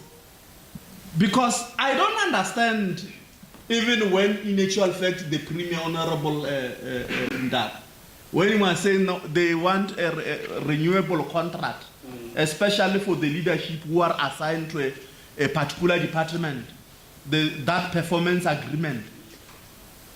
But here is the department that is given a huge amount of money to service our people, but the department is not servicing. Money is returning back to the national cost for us. How do we, in actual fact, say about that? So I'm very much worried, particularly here on these things study post. Worse is that some of them, the HOD, you are indicating contract. But in my view, permanent. When you will be reporting to us, you must tell us about permanent librarians. Because when you check all the libraries in the province, most of them, they've got and some of them, their contracts are renewed, and so on and so on. And it can be. Such practice, CFO, can be accepted. We need permanent librarians. You go to Molamola there. You go to Mabalani. Those libraries, they need people who, in actual fact, need to be serviced. They need people who must service them also. But if, for example, we've got money, but we don't appoint, what is that? Because the reason to say no, because we did not have enough staff capacity, is dubious reasoning. Such a reasoning MEC can't be accepted. If, for example, Arena HR people who must recruit and select people, then what about the people who are supposed to be recruited and selected? Because that's where we must start. Human resource is the heartbeat of every department. You can't run a department without human resource. Nowadays they are saying human capital management. So I'm very much worried, and because that is part which contributes towards underspending in the department. And in the last previous financial year, we were talking about this post, Mr. Home. Because you were a leader, a senior manager in this particular human resource. And the people now are not in actual fact appointed. Money now is being returned to the national fiscal. The mere fact that it's underspending is recognized by the AG, now it's in the national or provincial coffers whatsoever. Whereas that particular money was supposed to be used efficiently so that our people get service. The issue of the library, redesigning and redesigning. When I was provincial secretary of the Youth League, I used to entertain this matter of provincial library, provincial theatre. And even today, the redesigning is still on the way. At some point, you need to just pack the books and come and report to us and say that construction has already started. Because we have been redesigning since the inception of the sixth administration. When I entered here in this particular, in most of the committee, fortunate enough, Honorable Chairperson, I'm a member of the committee for this particular department. Directly there, deployed there. I know that since our inception with this department, we are in the stage of redesigning. And we are going out, fortunate of course, we are going out, will not be with you next year. And then we are going to lie again to those that are coming and they say, no, this thing is in the redesign. When are we going to finish redesigning? Maybe people who have done construction or civil engineering must in actual fact assist. Are we redesigning for 5 years? Because at some stage you have been told that no, this provincial theatre, part of the problem, the quotation were so low, and then it has to go somewhere so that the amount of money is enough so that it can. But my worry, why for the past 5 years are we talking about redesigning? Because we accepted that no, you're going to build there in what you call in Obakonimala. But even today, I'm going out of this legislature. And the people who are coming next day, you are going to be telling them that you are still going to redesign. When I came here, I found that this particular theater is in the process of designing. At some point, we were complaining about the land. Now the land is there. You came in the department and say, no, the land is there, it's been allocated, it's there in Bagonimalaba. That's what you said in our committee. And now, this is SCOPA. We are checking why did you underspend. You are also explaining about part of the reason why you have underspent is because of redesigning. Why this redesigning? At some point, because now you have reported about designing or redesigning, just pack your books and say, no, we are going to respond by the time when we are going to kickstart into construction. Because it doesn't assist. Every time we speak about, in English, we are in a process of redesigning. I don't understand, Chair. I'm confused with this concept. The department is redesigning this for the past 5 years. When I enter the Department of Sports, I know that it's in the process of redesigning. Now it's redesigning. Until when? We should have afraid. People that the Department of Sports, whatever agency. But who the department, CFO, OG, MEC, you should be in a position to make sure that those people, they do their honorable work so that this particular project theater at the end of the day is built. Because that's what you are giving us. You are not, in actual fact, I don't want to say you are not saying anything. I don't want to say you are not, because last year you said it about designing. You came in the department, in the portfolio committee for sports, you spoke about redesigning. Last year, on visual, you spoke about redesigning. Then the question remains, when are we going to speak about the construction which is being effected? Because redesigning you're not regular from the, even when before you joined the department HOD, this particular department was redesigning. You were in social development. The discussion that we had at that time before in social development was the redesigning. The HOD that came before, that one who was in the police,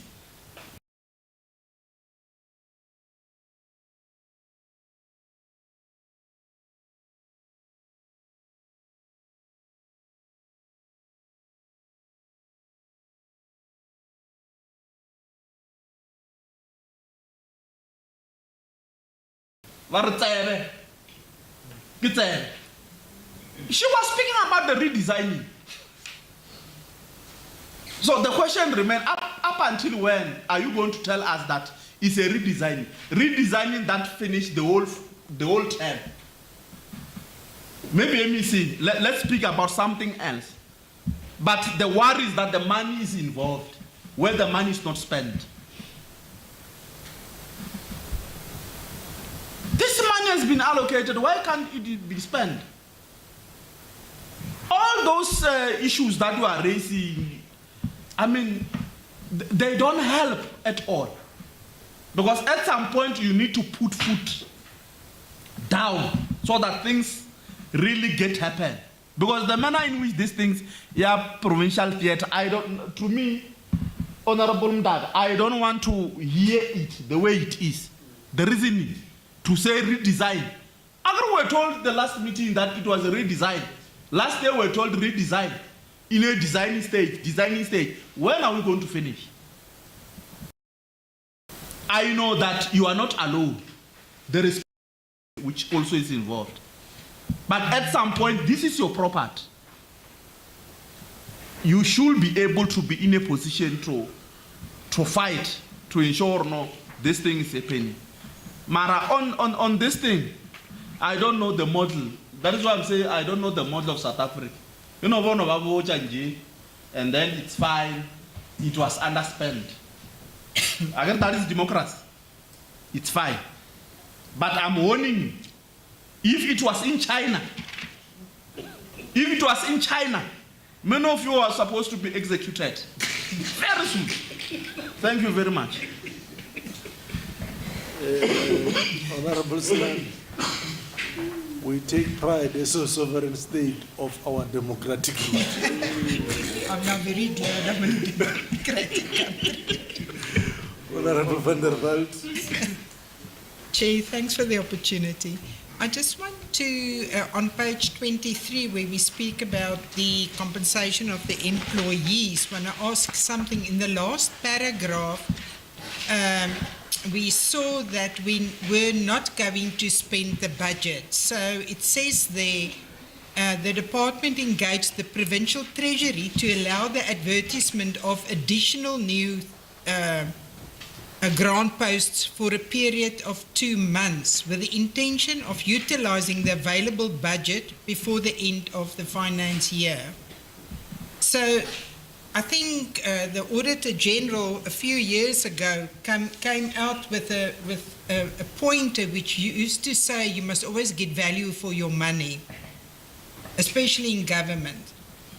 And it would be interesting for me to see this extension, whether it really gave you value for money. Was it purely to utilize the funds because we didn't want to lose the funds, or did we get much better reaction on these posts? Because by now we have not appointed people.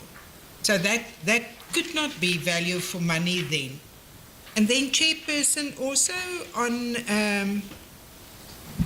let me quickly see, I'm also very concerned about, on page 28, if you look at that table there which shows you the IDMS stages, activity, start date, end date.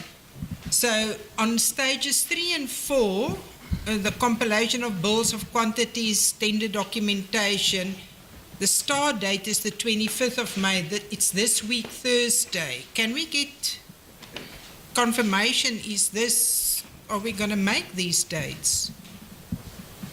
Today's the 22nd of May. That's supposed to start and end next month.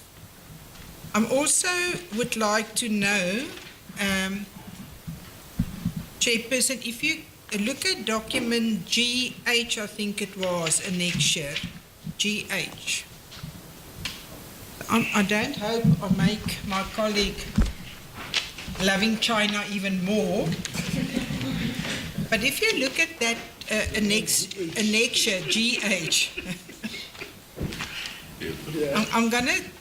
I think if I read my documents correctly, then you would see in the second line it says number of libraries built, annual target was 4, and the complete phase construction of libraries that commenced in 2018.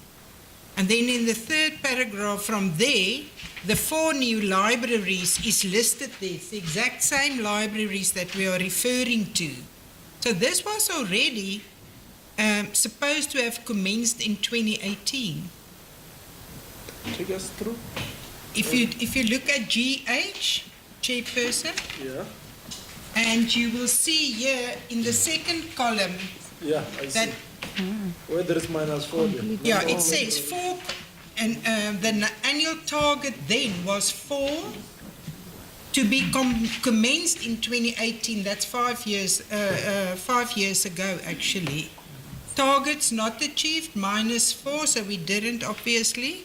And then you look at the detailed description, and there you find Tswala, Botshabelo, Vleifontein, Sekhukhune, Makurutu, Maga, which is exactly the same 4 libraries that we are talking about now. So somehow, and I'm a very simple person, but I have built a house or 2. So first of all, you do your design. You get the land, you get this municipality, the services, then you design your plan for the land, then you go and submit it, and hopefully it gets approved. But it's as if we don't have a concrete knowledge. You know, in the old days when I was young and I found a job after school, They told me you must know where things come from when they end with you, why you do with it what you do, and what happens afterwards. It's exactly the same. I cannot believe that we in any department or any business for that matter knows that builders and contractors take December long holidays, but we go out on bid in December. It's bad. I had a big issue in Corkstall with a very nice MEC a few years ago in Limpopo, also young as you say, and also bidding goes out in December. Why? Or the day before Christmas, you know. I don't know if people think politicians are all stupid and don't read. You cannot plan ahead. You have to have short, medium, long-term planning. It's millions of rands. It's libraries and theatre together is 47 point something million rand, almost 48 million. So this is how long it comes. We bid, and I agree. Why? You know, redesign, not building, going next year, not building, going next year. And I'm going to put to the acting MEC, I'm sorry for you, but I'm going to ask a written question. What was the original amount in 2018 when this was planned? And now redesign, because we all know prices go up. And what is the actual price when we deliver these products? We could have done 2 or 3 libraries or theatres by then, which is not fair to the people on the ground who needs this, and of course to the people whose money we are spending. Thank you, Chair. That's all. Thanks very much, Honourable Van der Walt. Such insightful questions, which lay basis for further questions. Yeah, thanks, Chair. Greetings once more, Chair. And let's welcome the response by the department. Chair, when I was going through the response and the attachment made by the department on question 3, I begin to realize maybe the AG's office is here. They will clarify me because we are all in a lane. During the period under review, Chair,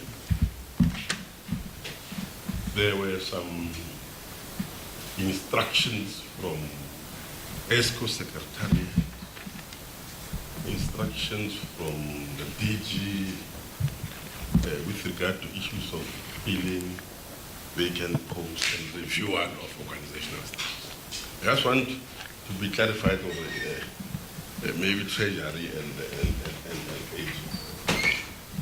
The department has planned and committed money for filling of vacant posts. For example, due to natural causes like COVID, then there will be an instruction, obviously, to respond to the pandemic. And from the authority. Then the department complied. We are no more going to fill with vacant positions. There is a portfolio of evidence from the authorities like the Premier's Office, DG, or ESCO, and ESCO division. They have underspent because of that instruction. They've been actually authorized to underspend. Yeah. And when you audit such type of transactions, where there is evidence that we were instructed by the authority not to spend money, not to fill vacancies, not to review our organizational structure, and we have already planned and committed money for such type of activities. From the Auditor General's point of view, are we calling it underspending? Food for thought here, but I will expect an answer because I think at times we need to balance these things. Where you are committed, planned, ready, and there is a deviation because of the authority. What then becomes the role of that authority in instructing you not to spend the money vis-a-vis the audit process? How do we strike a balance?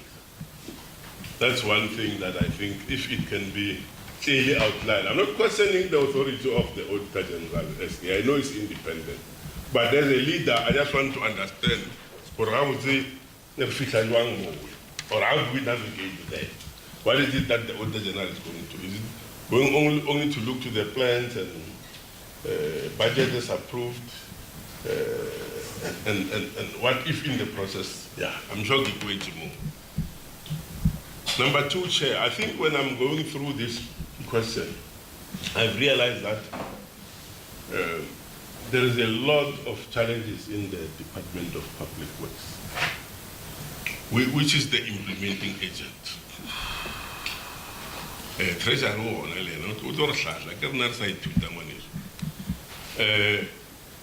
it's an implementing agent and it was not appointed by the department. I think it's a national arrangement. So I was not there.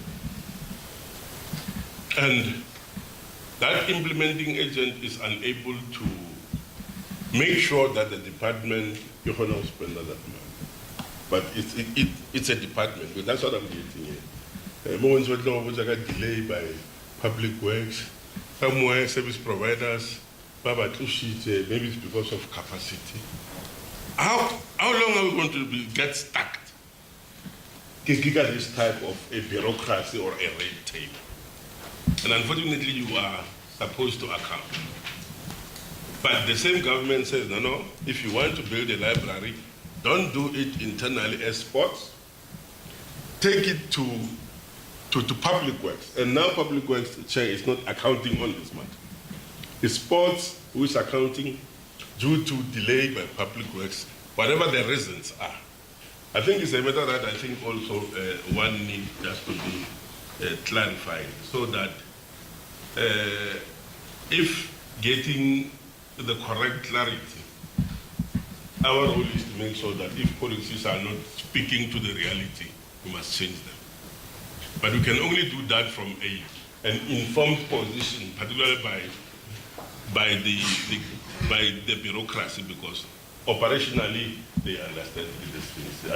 These are the two main questions I thought I must raise. Thank you very much, Honorable Maseb. Honorable Daga, you want to say something? No, I'm fine, I'm covered. Okay. Honorable Maseb, maybe to start from where you left. It is against that background that we have taken a very difficult decision that we are already the provincial treasury and the previous office continue to get clean audit. Going to have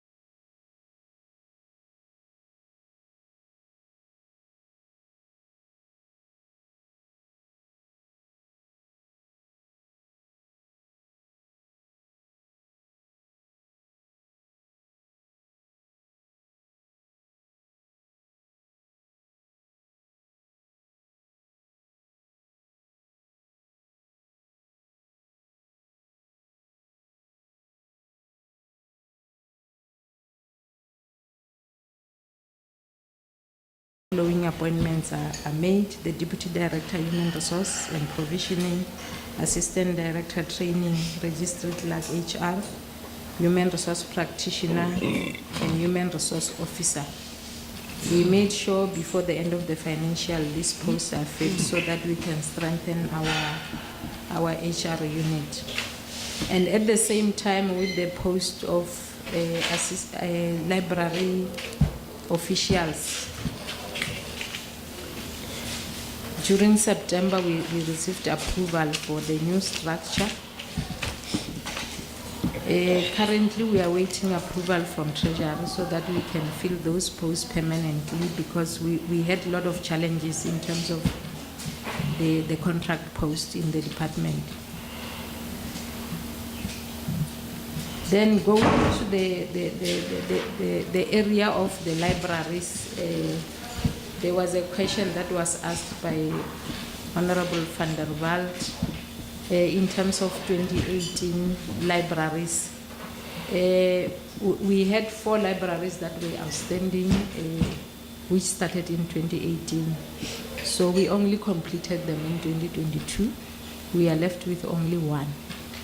Those 4 that we have mentioned there is the one that we're supposed to have started in 2021.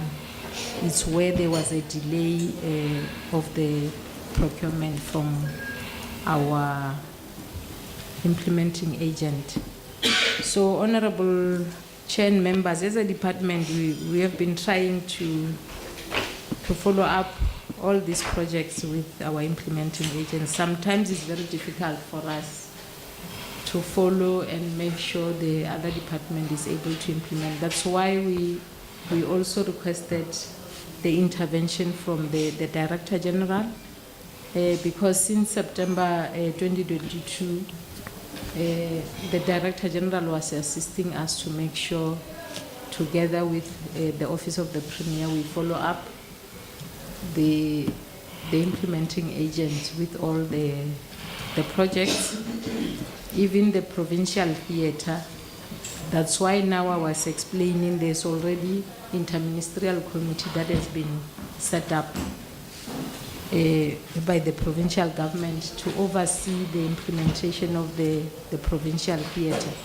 The plan that has been developed has been endorsed, and it has already been finalized. Our understanding is that provincial treasury now, they are ready to provide funding for those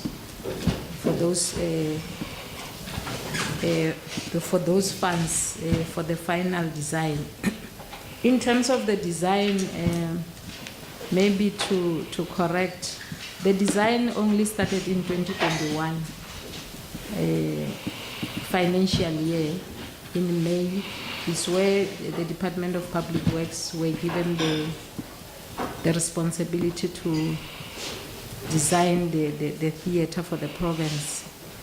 Unfortunately, they were supposed to have finalized stage 3 by the end of the year. They couldn't because of the delays they had in terms of the issue of their professional staff within the different consultants. They couldn't coordinate well. That's why stage 3 and 4 was also planned for 2022 financial year.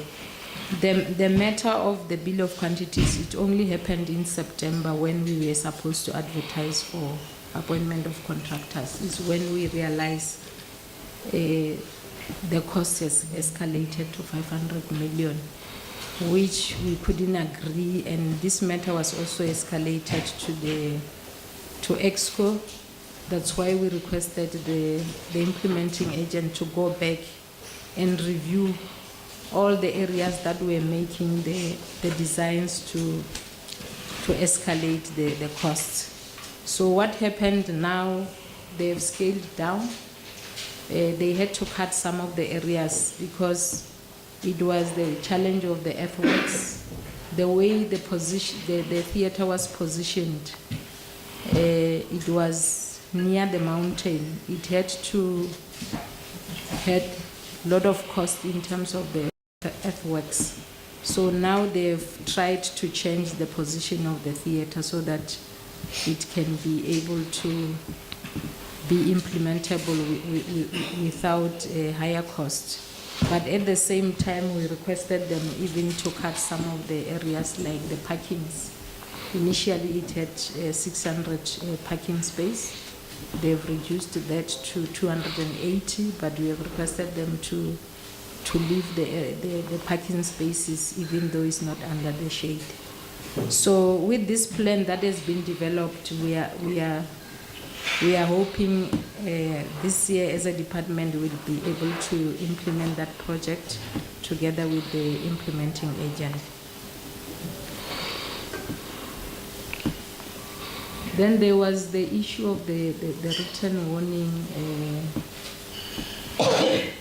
It's true, Honorable Chair, when we engage our labor relations officers for the last financial year, it was the same issue of the infrastructure. That's why, even though the officials were supposed to monitor, but most of the challenges were coming from our implementing agent.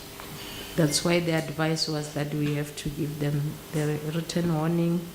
The written warning, it was more on the issue of making sure we need to strengthen our MOU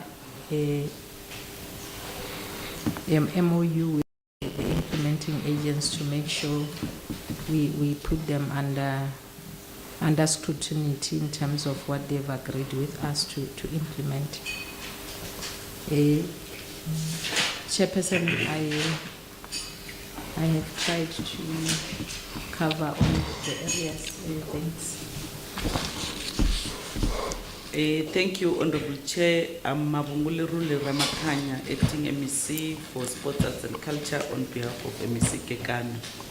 We have, like I indicated, Chair, that we really take note of the council that we get, and these are the responses in terms of the issues of concern and questions and clarity that was raised by the honorable members of the committee. Thank you, Chairperson. Thank you very much. Is there a follow-up, colleagues? Honorable van der Walt. Chair, thanks. I just want to make sure I understood the HOD correctly. Okay. You actually said those things that I read here from Program 3 Library is not the same libraries. But if I look at this page, the second page of Annexure GH, on top it says performance indicator, and it says number of new libraries built.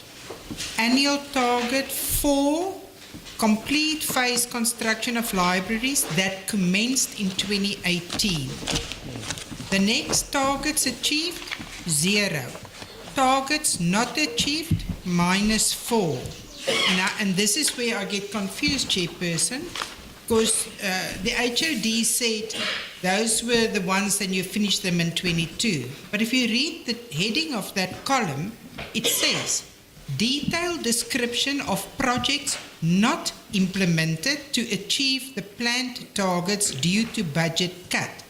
The 4 new libraries, Tswalu, Botshabelo, Vleifontein, Sekekuni, Makuru, Tumaga, and those are the ones that are in the report. So it is the correct ones. And then impact on service delivery, the last column, says communities were deprived of the much needed library services. So I'm not sure how I'm confusing now what's in your report compared to the GH annexure that was referred to from here. So it must be the same libraries. They might have been halted in 2020 or whatever when we all had to pay our amounts of budgets back for COVID relief. But these commenced in 2018. Yeah, maybe so that we don't lose track, I'm going to allow you to respond directly to that question so that we're on the same page, because it's equally a bit confusing to me, Honorable van der Walt. So I will allow that, that you immediately respond that, and from there I'll allow follow-up question from honorable members. From there I'll give AG and Treasurer to respond to a specific question by Honorable Maseko, and then I'll then give a direction from there on what must happen. Thank you, Honorable Chair and Honorable Members. I'm Mapula Defni Ramkhopa, the HOD for Department of Sport, Arts and Culture. Honorable Chair and Members, this attachment is where we were trying to show the underspending in relation to the implementation of the arts and culture programs. That indicator, it had 8 libraries. Therefore, it was for the ones that commenced in 2018-19. And then the 4, they were the new ones. The 4 is the ones that and related to the underspending of 2021. The other 4 is the ones that they were ongoing during that period. Is the ones that were completed 2022, except one, which is Mulamon, which it had some challenges of the community. We only started with the completion towards the end of the financial year in 2022. But this question, we were only responding to the 4, which is Chaulo, Flayfontaine, Chabelo, and Skupune Library, the one that we did not spend the budget. Honorable, are you done? Yes. Van der Walt? But that's exactly what I'm saying, Chair, because in the report that was given to us, it's referred to that, it's referred to annexure GH or whatever, and if you read that, it says exactly that, because it says there, which were not implemented on time due to delays of appointments of service providers by the implementing agent.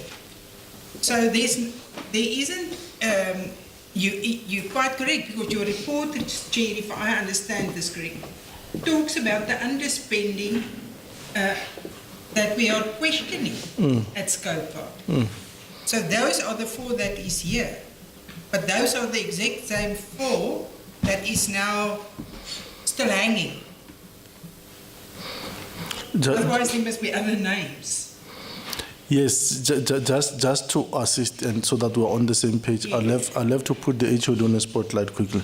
HOD, what you are saying is that these 4 libraries is Chaulo, Mochabelo, Flayfontaine, and Skukune Library in Makulchama. These are the libraries which would have made us to underspend. Is that the case? Are we on the same page then, Honorable van der Walt? And we are saying, when were these projects supposed to start initially? Thank you, Honorable Chair and Honorable Members. These 4 new projects were supposed to start in 2021 financial year. Okay. Then, what is maybe confusing here, the annual target had two areas. It was 4 new libraries, and we were supposed to complete 4 old ones, which started in 2018. So what is confusing is how the target is structured. Is that what you're saying? Thank you, Honorable Chair and members. I'm Mapula Defni Ramkhopa, the HOD for Department of Sport, Arts and Culture. On the annual target, what is there on our APP is 4 new libraries, and 4, we have to even complete the phase construction of libraries that commence in 2018. Is the ones that I was saying is Seleteng, Okay. Ranimed, and the 4th one was supposed to be Mulamula. So you would agree with me that your target is not smart? Because if it's smart, it must be in such a way that when there is no need to explain it. For instance, it means you would have had 2 targets. You would have a target for complete number of new old uncompleted libraries, which would have been 4. If you achieve 1 or you complete all of them, you would have achieved 100%. And the second target would have been number of new libraries built, right? And it would have been 4. Achievement would have been -4. I'm just giving an example. Are we on the same page? Are we on the same page? Thanks, Honorable Chair and members. I'm Mapula Defne Ramkopa, the HOD for Sport, Arts and Culture. It's true, Honorable Chair and members, that complete phase construction of 2018 was not supposed to be there. Yes. Because we were only addressing the projects that led to the under-expenditure. Exactly. Yes. Yeah. So in terms of the SMART principle, this target is problematic. Your SMART principle, not ours. We don't deal with targets ourselves. Yeah, thanks very much. I don't think there is a follow-up. I will request AG to quickly respond to Honorable Maseko's question. I hope you wrote it down.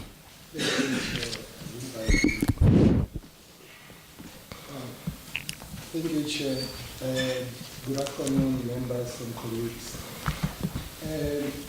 I will talk to the audit process with regards to targets and understanding.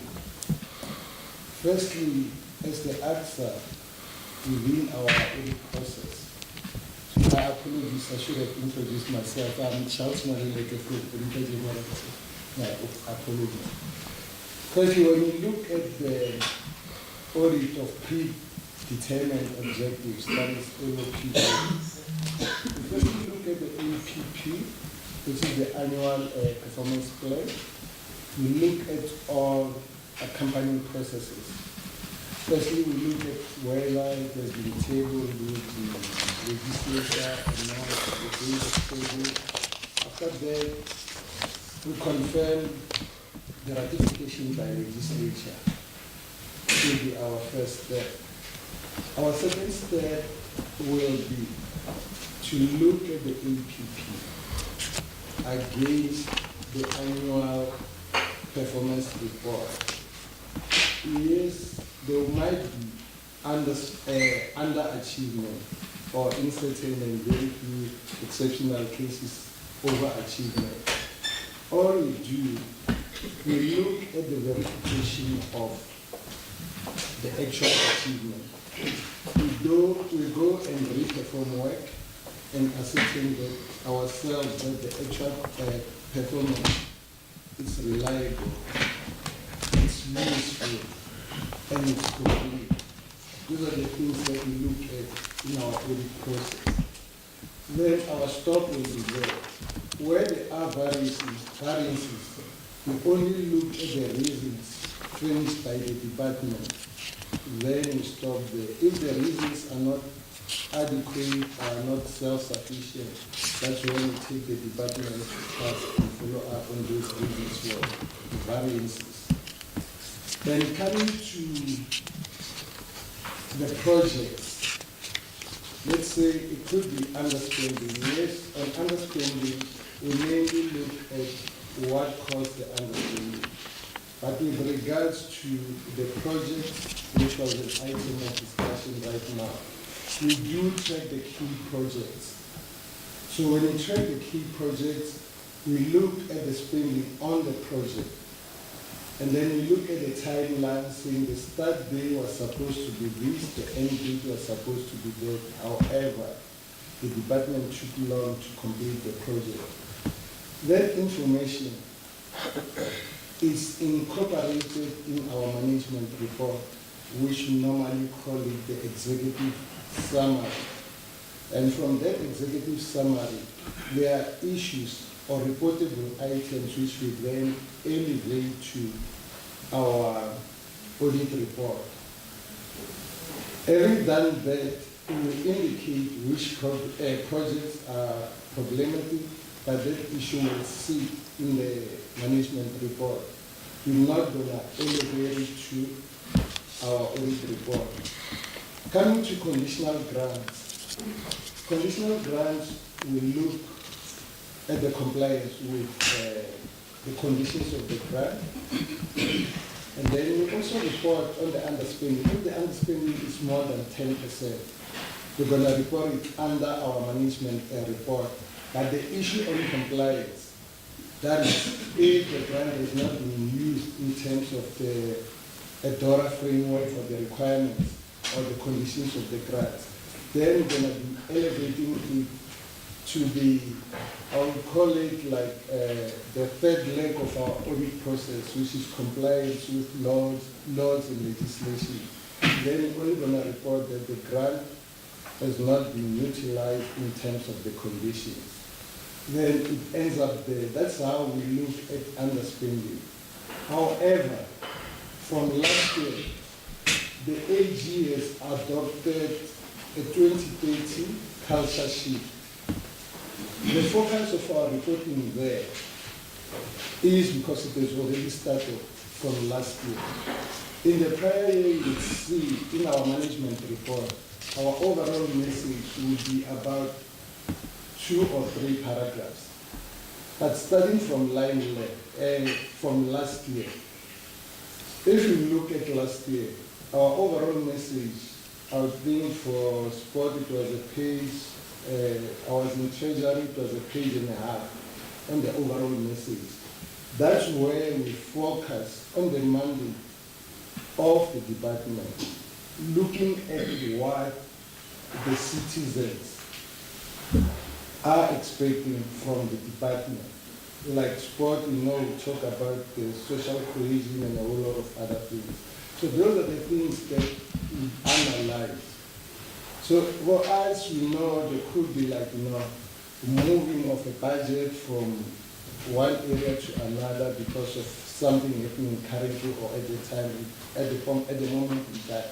And at the end of the day, with our culture shift, we're still going to look at the mandate of the department and how they perform towards their mandate, if they've served the citizenry of the province or not, then we'll report on that. Unfortunately, at this point in time, it will only sit on our overall message, which is in our management report. And as you know, for AOPO, it's just a phased-in approach. We're not elevating it to the audit report, except for material findings, which talk to your usefulness, your reliability, and completeness. I hope having said that, in a way address your question, the question of Honorable Maseko. Honorable Maseko, you fine? Yeah, I'm fine, Chair. Thank you. If Honorable Maseko is fine, Honorable Van der Walt, you are fine, Honorable Slani, you are fine, Honorable Mdaka, you are fine. We are going to close this question. We close it with the note that MEC, HOD and colleagues, we cannot overemphasize the importance of spending your own budget. We note your responses and your justification for underspending, but we want to say there shall never be reasons enough, MEC, to justify why we can't spend, especially where we're supposed to spend compensation of employees, infrastructure development, which is supposed to assist our people, and so forth and so on. So it's a matter that in your own space at the level of the executive, And also at the level of HOD's forums, HOD, you need to, and in as far as your executive management is concerned, you need to look into that. More so that, as the AG has identified, the matter is recurring, CFO. It keeps on recurring over years. Mr. Mwasade keeps on appearing year in, year out. I hope if we are here next year, we're not going to meet your name again with a warning. And other team members, we strongly believe that you know what it means to do good. The AG says you are one of the departments that we must look at in terms of moving forward, and this a grey area, together with the regular expenditure, that they are problematic. So we're going to move to question 4. Is it question 4 or 5? It's question 4 on annual financial statement. I would have thought we'll read question 4 and 5 together, but I've decided differently because question 5 has its own dynamics that we might have to zoom into. Let's quickly dispose the annual financial statement question. Honorable Slan. Thank you, Honorable Chairperson, for affording me this opportunity on the annual financial statement and annual report. The Executive Authority, on paragraph 31 of the AG's report, the financial statements submitted for auditing were not prepared in accordance with the prescribed financial reporting framework as required by Section 40, subsection 1/A of the PFMA. On paragraph 41 of the AG's report, the accounting officer did not adequately review the annual financial statement before submitting it for audit, as material misstatements were identified. The annual performance report was not supported by accurate and complete means of verification. Question A, why did the accounting officer submit the annual financial statement which were not prepared in accordance with the prescribed financial reporting framework as required by Section 40 of the PFMA? B, why did the accounting officer fail to review the financial statements before submitting it for auditing? C, what action did the executing authority take against the accounting officer, chief financial officer, and the relevant senior manager? D, what measures did the accounting officer put in place to prevent the recurrence of this particular anomaly? And therefore, you must provide a detailed plan. Thank you very much, Honorable Chairperson. Thank you very much, Honorable Slane. The Honorable MEC, the question has been read to record. If we could get answers. Thank you, Honorable Chair and Honorable Members. I'm Mabungule Rule Ramakanya, acting MEC for Sports, Arts and Culture on behalf of MEC Kekana. I'm going to request the HOD to deal with the responses, and where she needs to delegate, she will be able to do that through your indulgence. HOD. Thanks, Honorable Chair and Honorable Members. In responding to question 4A, why did we submit the financial statement? I know it has been a long day, HOD, your name for record.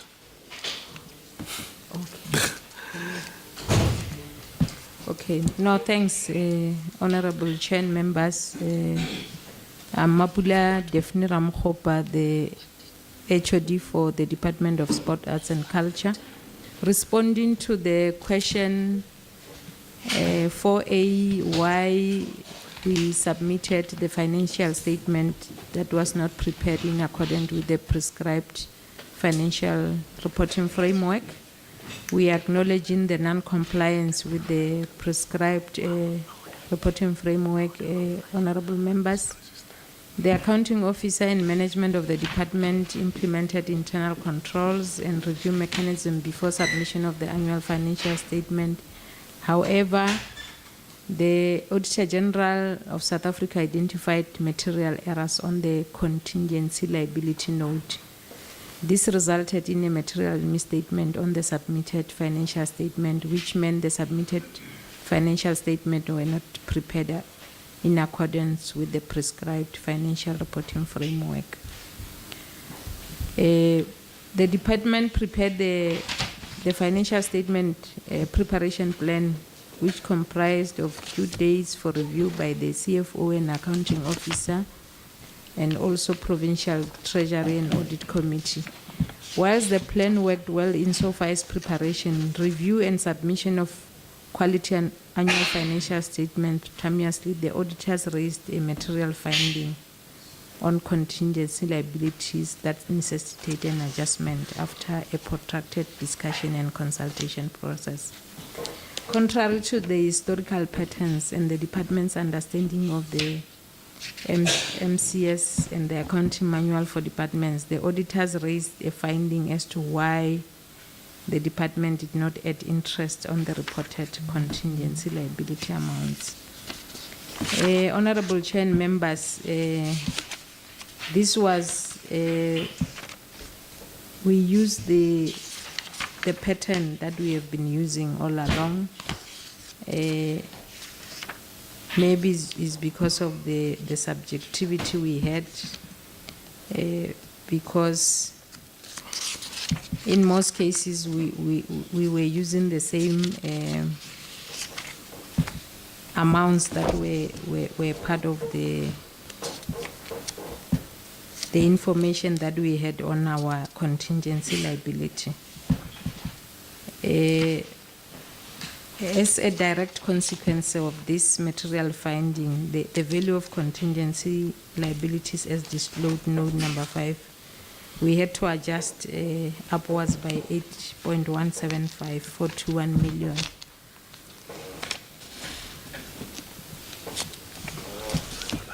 Honorable Chair, going to B, is the same matter that we used our previous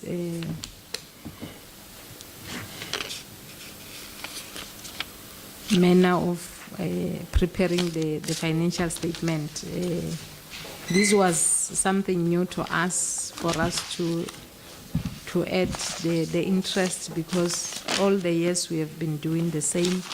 That's why when we even escalated the matter to Office of the Premier and Provincial Treasury and Audit Committee for a resolution, they all both agreed with the principle and approach undertaken by the department. But that didn't assist, because later, when discussing with Treasury, we had to make sure we were able to adjust the amount, which led to the aggregate value of 63 million, which increased our contingency liability value. So what we have done since then, through the guidance from Provincial Treasury, we have developed a procedure manual to account for contingency liabilities, which considers both the capital and interest charges. We have already established a committee which commenced in Q4. The committee has analyzed and assessed all the contingency liabilities to ensure compatibility with the modified cash standard processes are followed. In terms of the action taken by the executive authority, we had a session with the executive authority where she articulated a displeasure about the non-compliance of the PFMA, and also to discuss how do we move forward to improve the overall audit outcomes.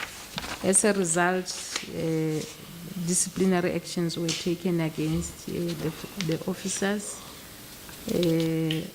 The MEC took a disciplinary action against the HOD, which she was given a written warning, and the same HOD also gave a written warning to the CFO, the Chief Director Corporate Services, because she's the one who's oversee the legal service, and also the Director Legal Service was supposed to be part of the disciplinary action, but because of the incapacity leave, we couldn't do that. And then also the Director Finance was also given written warning because they are the final leg to prepare the financial statement. And then in terms of what measures we have put in place to prevent the recurrence of this anomaly, as I've already reported, when we were developing the audit improvement plan, a time-bound audit action plan which is aimed at developing and implementing audit mitigation measures for all audit measures, we had to develop the standard operating procedure on this area of contingency liabilities, which I've already reported that from January, when we were preparing the financial statement for third quarter, we have to do the test case on it. We have attached the annexure MOI for the standard operating procedure that we have developed. Thank you, Honorable Chair and members. Thank you very much. As a parting shot on this question, I remember that we had, honorable members, if you remember, we had exhausted this question on the previous session. The issue here was the absence of those warning letters. If I'm checking which we have now attached, there was an issue then of the letter of, I think it was the letter of the HOD and all that. Thank you, Honorable Chair and members. The way the sentence, somewhere we said the executive authority instructed disciplinary. And we said that would have been a problematic framing but all in all, we had Honorable van der Walt at the time exhausted the questions. But how certain sentences were framed were very problematic for us, so we could not accept them. They had to go and rework those. So I'm happy from where I'm seated with how they've structured the answers now. And the process of consequence management is equally clear in here. With that, unless if there is any follow-up from your part, colleagues, I'm going to request that we pass the question as satisfactorily answered and proceed to question 5. I see Madam Corporate want to take a stand.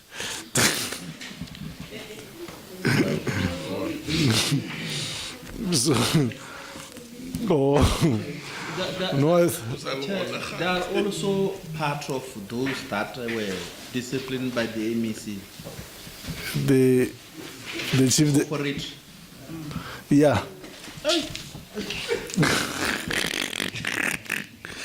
No, that's why she's taking a sigh of relief. So when she was taking a sigh of relief, I thought she wanted to take a stand again. So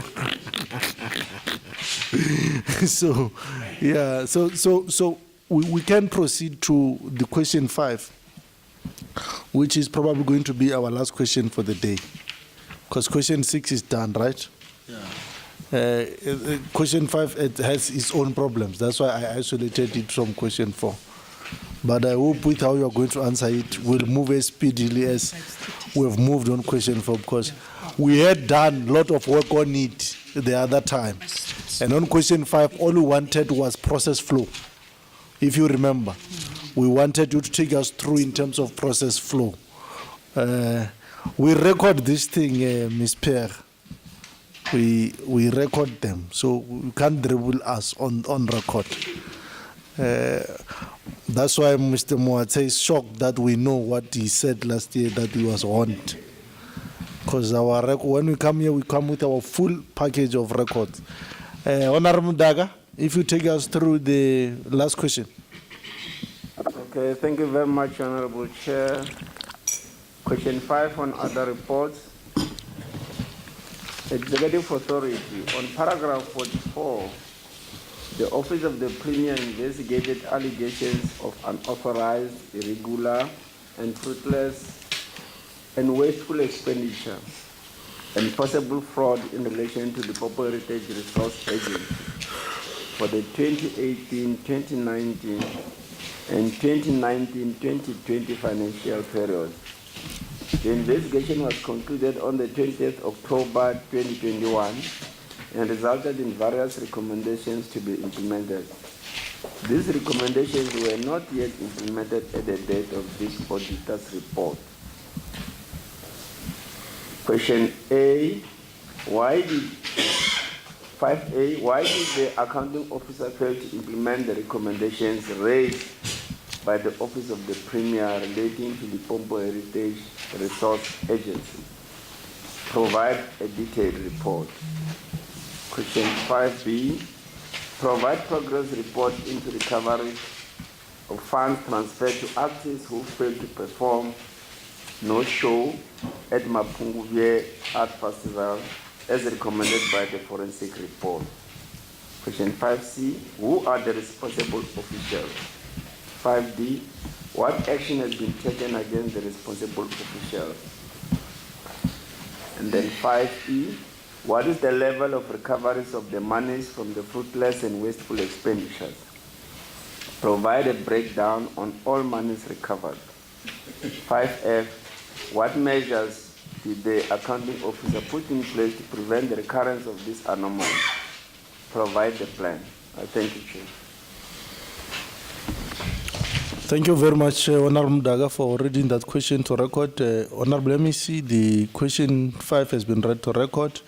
If we could go through it. Like I've said, we had dealt with the question before. What was critical was the process flow. We were worried about certain cases, we are not doing follow-up on them. There was investigations that we never did follow-up on. It was like you are just opening the cases for the sake of cases, and there was just no movement in terms of all these things. So if you could align yourself to that so that we move as speedy as possible. Thanks, Honorable Chair and Honorable Members. I'm Mapula Defni Ramkhopa, the HOD for the Department of Sport, Arts and Culture. Honorable Members, we have reworked on the report just to provide more details regarding exactly what happened, why the department also delayed to deal with the case. We just gave a background that the former HOD referred several cases to Office of the Premier for investigation. Some of them were related to the audit outcomes of 2011, 2012, to up to 2019, 2020 financial years. And these cases also included the case of Limpopo Heritage Resource Agency and Limpopo Province Geographical Names Committee for 2018, 19 and 1920 financial years. The Cultural Affairs Chief Directorate is the one responsible to provide arts and culture services, museum and heritage services and language services. The services of Limpopo Heritage Services and Geographical Names are falling under the Directorate Museum and Heritage, where its responsibilities to advise the Department on Museum and Heritage and Geographical Name change of places and institutions. The structures are appointed by the Executive Authority for a term of 3 years based on the signed service level agreement.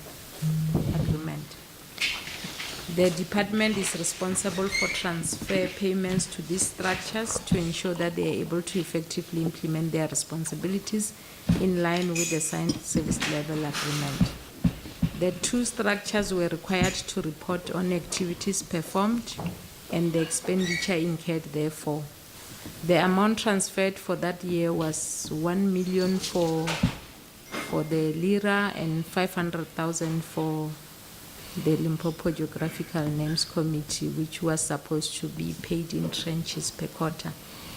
During the time the fraudulent incident was identified, the acting chief director was Mr. Mabunda, who is currently retired. The director for Museum and Heritage was Mr. Mudiba.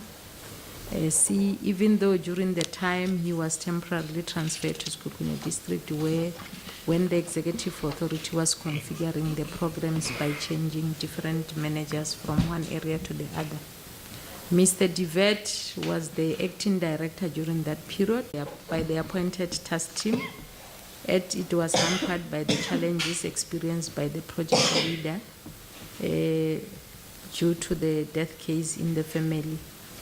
The task team had only one investigator from Department of Cooperative Governance and Human Settlement and Traditional Affairs, after 2 task team members from both provincial treasury were withdrawn. The department received the report during October 2021, and the challenges experienced was that the report had errors and supporting documents were not attached to enable the department to proceed with the recommendations. That's why we have attached Annexure N for the committee to have more information on that. And then on the 4th of October 2022 is when the department received the final investigation report and the supporting documents related to both committees. We have also annexed that as Annexure OP, because the reason is that when Auditor General was auditing the department, their challenge was that the department received the report in October 2021 and there was nothing that we have done to deal with the case. So we have listed the findings made by the investigation team. One of them is that there was a weak system of financial management and risk and internal control for the funds allocated to LIRA, and also that LIRA failed to adopt policies that govern funding and funds utilization. And they also failed to keep records and proof of work done, and also monitoring of heritage resources during that time. And then the other thing was that the transfer of funds was based on the memorandum of understanding which the committee had no knowledge of. The memorandum of understanding purported to have been signed by LIRA chairperson, which was disputed by the then chairperson, who argued that he was not the chairperson and has never signed the MOU, which therefore renders the MOU facilitated by the Dr. Litole, which is Dr. Mpiwa KD, to be fraudulent. The transfer of funds, as per paragraph 7.3 of the MOU, was supposed to be done quarterly in tranches. However, the department was done a single transfer of 1 million. After the transfer was done, the then Director of Finance, Mr. Nyatela L, did not have monitoring plans to ensure that the allocated funds were utilized for intended purpose. A dispute of Mr. Pasha owing to have been the signatory rendered the MOU to be fraudulent, and as such the matter had to be investigated by the law enforcement agency. The other finding was that the main deficiencies found was inaccurate and incomplete financial records, ultimately preparation of operating for information and lack of segregation of duties. Dr. Litole, currently Mpiwa, could not provide supporting documents to back the expenditure related to the utilization of 762,389 allocated to LIRA. Funds were withdrawn in cash at various locations. As such, amounts exceeded the amount that could have been utilized to pay LIRA committees members for sitting, as there was no other activity undertaken except for the meetings to Cape Town, East London for benchmarking exercise. There was also lack of segregation, as the same official was a secretariat, a bank signatory, and also responsible for payment or procurement services. He's the one who initiated the memorandum for transfer as one's payment, contrary to 7.3 of the MOU, which indicated that payment will be in the 4 equal tranches of 250,000. Mr. Dima, as the then acting CFO, supported the transfer. Mr. Pukunzi approved the transfer of 1 million, and Ms. Ramadi M authorized the payment.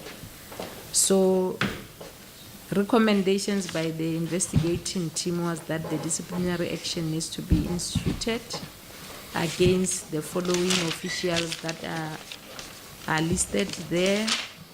And then the other one was for the investigation team to open an inquiry with the works, which currently we are waiting the outcome of the inquiry. And then the other recommendation was that the department debt unit should recover the losses to the tune of 776. And then the department has initiated an internal debt recovery process in line with paragraph 1272 of the Treasury Regulation. We have done an extra Q3, even though we are having challenges from the same official. Progress that has been made on the disciplinary process. We have commenced with the process of institution disciplinary action as per findings. An intention to charge was issued on the 16th November with the response date of 23 November. We have attached on the 23rd November, the official failed to respond to the allegations raised against him. Instead, he raised issues that were... Actually, when you say 22 November, for record, you must complete 22 November 2023 or 22 November 2022. Thanks, Honorable Chair and Honorable members. I was still on the progress that we have done. An intention to charge was issued to the officer on the 16th November 2022 with the response date of 23 November 2022. We have attached on the 23rd November 2022, the official failed to respond to the allegations raised against him. Instead, he raised issues that were not related to the allegations. We have also attached that response as Annexure S2. On the 28th November 2022, the department informed the officer that the disciplinary hearings against him will proceed due to the seriousness of the allegations. We also attached it. During December, it was difficult for the department to appoint the chairperson for the matter above, since most officials were taking leave from 15 December to January. We only appointed the chairperson on the 18th of January for the purpose of conducting disciplinary hearing. We also attached the information. On the 25th January, a charge sheet was issued to the official with the set down of the 6th of February. And then on the 6th of February, the employer rep could not avail himself to the disciplinary due to the instructions he received from his supervisor to attend to disputes in his department. The matter was postponed to March 2023. We have also attached on the 9th March, on the day of hearing, the employee indicated that he would like to request further documents from the employer which will assist him on this matter. The chairperson granted him an opportunity to make his request in writing to the employer. Then the matter was postponed to 28 March. On the 23rd of March, we received a notice from the same official that is having a death case. He was on family responsibility from 27 March to 31st March. The disciplinary hearing was then scheduled for 28 March. We had to postpone it to the 4th of April. On the 4th of April, the hearing was delayed due to the point in Limine which were raised by the employee. The point were addressed whereby the employee pleaded not guilty to all the charges preferred against him. It was already late for that day to call the witnesses to testify. The hearing had to adjourn. Then the parties agreed that the disciplinary hearing should resume on the 18th of April. And then on the 18th of April, the employer rep recused himself from representing the department. The reasons given was that he has joined NEPSO as the provincial organizer. The hearing was postponed to the 20th of April. Honorable Chair and members, you can see the way I was giving the processes. There are a lot of delaying tactics regarding this case. I had to sit down with our Labor Relations Office. We have to replace the employer representative. We have appointed a new one on the 20th of April so that they can start. And at the same time, we also replace the chairperson, because always we were getting a lot of excuses to say, because he's in the Department of Transport. It's either he's having other commitments. We have to replace all of them to make sure we are able to run with this process. And then in terms of Mr. Nyatela and Ms. Ramadi, these ones, we haven't given them any intention to charge, with the same reason we gave in the last session, because currently they are supposed to be the ones to play the key witness on the matter. We are waiting for them to give information before we can proceed with the disciplinary process against them. And then for the former acting HOD, we have referred the matter to Provincial Treasury to institute disciplinary action as per the finding, together with the one for the acting SCFO. That's all up to where we are. Currently, maybe to give an update, we have now given the new chairperson all the documents. What they requested a week ago was there were 2 missing documents. The ones that were given to the Office of the Premier regarding the fraud case, which also the police, they were having that information. We just submitted to the current chairperson to go through that information so that he can be able to have all the details before engaging all the witnesses. The only challenge we are having with this case, most of the witnesses, they are outside the province, but we have agreed with them that always we'll have to book for them during the process of the hearing of this case. Thank you, Chairperson. Thank you, Honorable Chair and the members. I'm Mabunguli Ramakanyi. We, through the HOD Chair, we have presented our responses to the questions as duly asked. Thank you very much.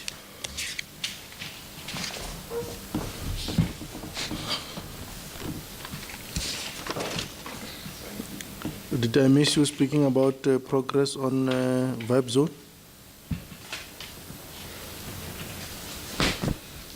yet.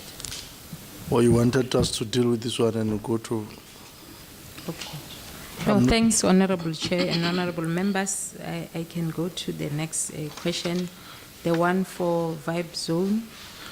The progress in the implementation of the recommendations by the forensic report in recovering funds to the artists who failed to perform during the 2018 Mabukube. There were two cases, one for Vibe Zone Entertainment CC, who was the service provider appointed by the department to procure an international artist during 18-19 financial year. The artist in the name of Davido failed to show up during the festival. The second case was that of Fetoga Makharebe, a non-profit organization who were funded by National Lottery Commission to support artists during 2018 festival. On the 20th of April 2023, this one we made a follow-up with the Directorate for Priority Crime and indicated that the matter is still with the NPA Senior Public Prosecution for decision. I'm going to give more on the Vibe Zone because it's the one that we are dealing with as a department. We were expected to make sure we recover the amount of 406 million from the Vibe Zone, which this matter is currently with the State Attorney for recovery purposes. Honorable Chair and members, maybe I need to go directly to the processes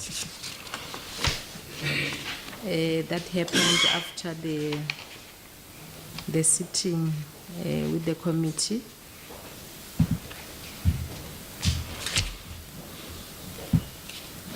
The progress we are having currently is that on the 24th, on page 40, on the case, and then on the 19th January 2023, the State Attorney indicated that they are currently preparing a discovery affidavit.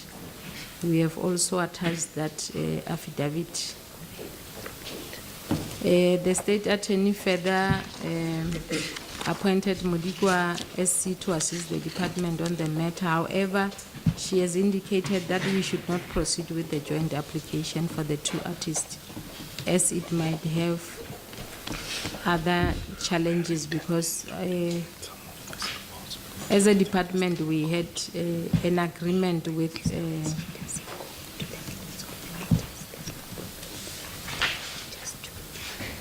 Vibe Zone, not with the artist.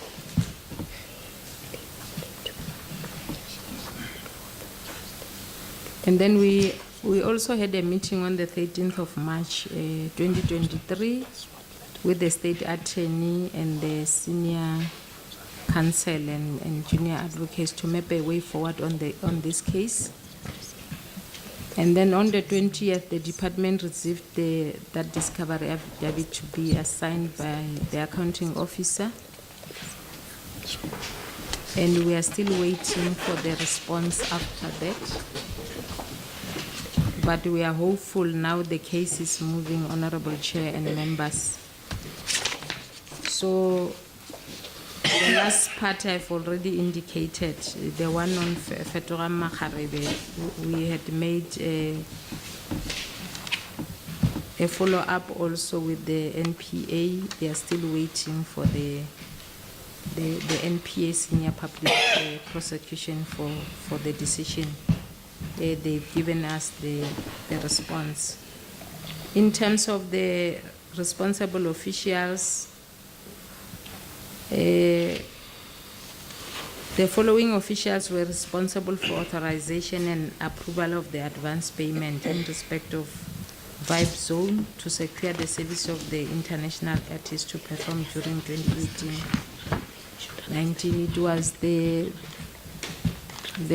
former Director Arts and Culture, who is now retired, and also Ms. Mpela, who was the CFO, who was dismissed from the department, and also the HOD that time, which was Mr. Manya, who is retired.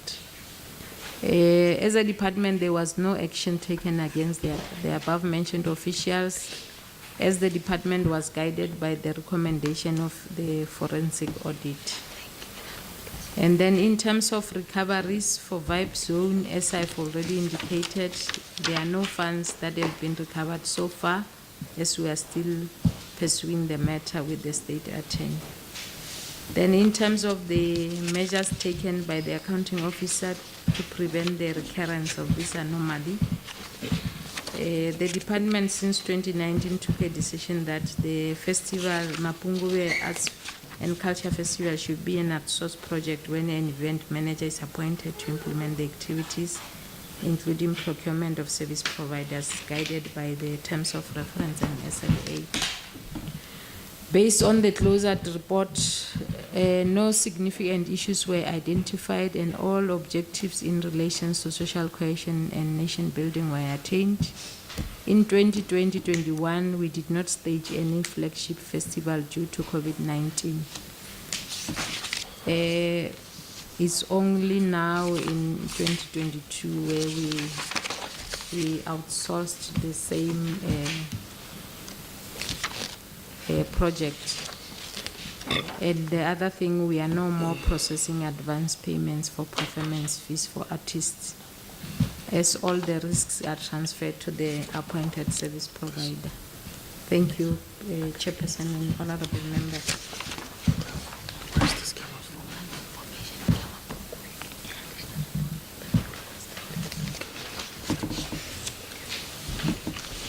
No, thanks very much. Thanks very much.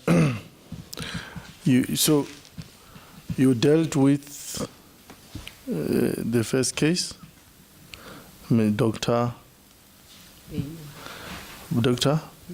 Mbeiwa. You dealt with Vibe Zone. Fetoga Makharebe.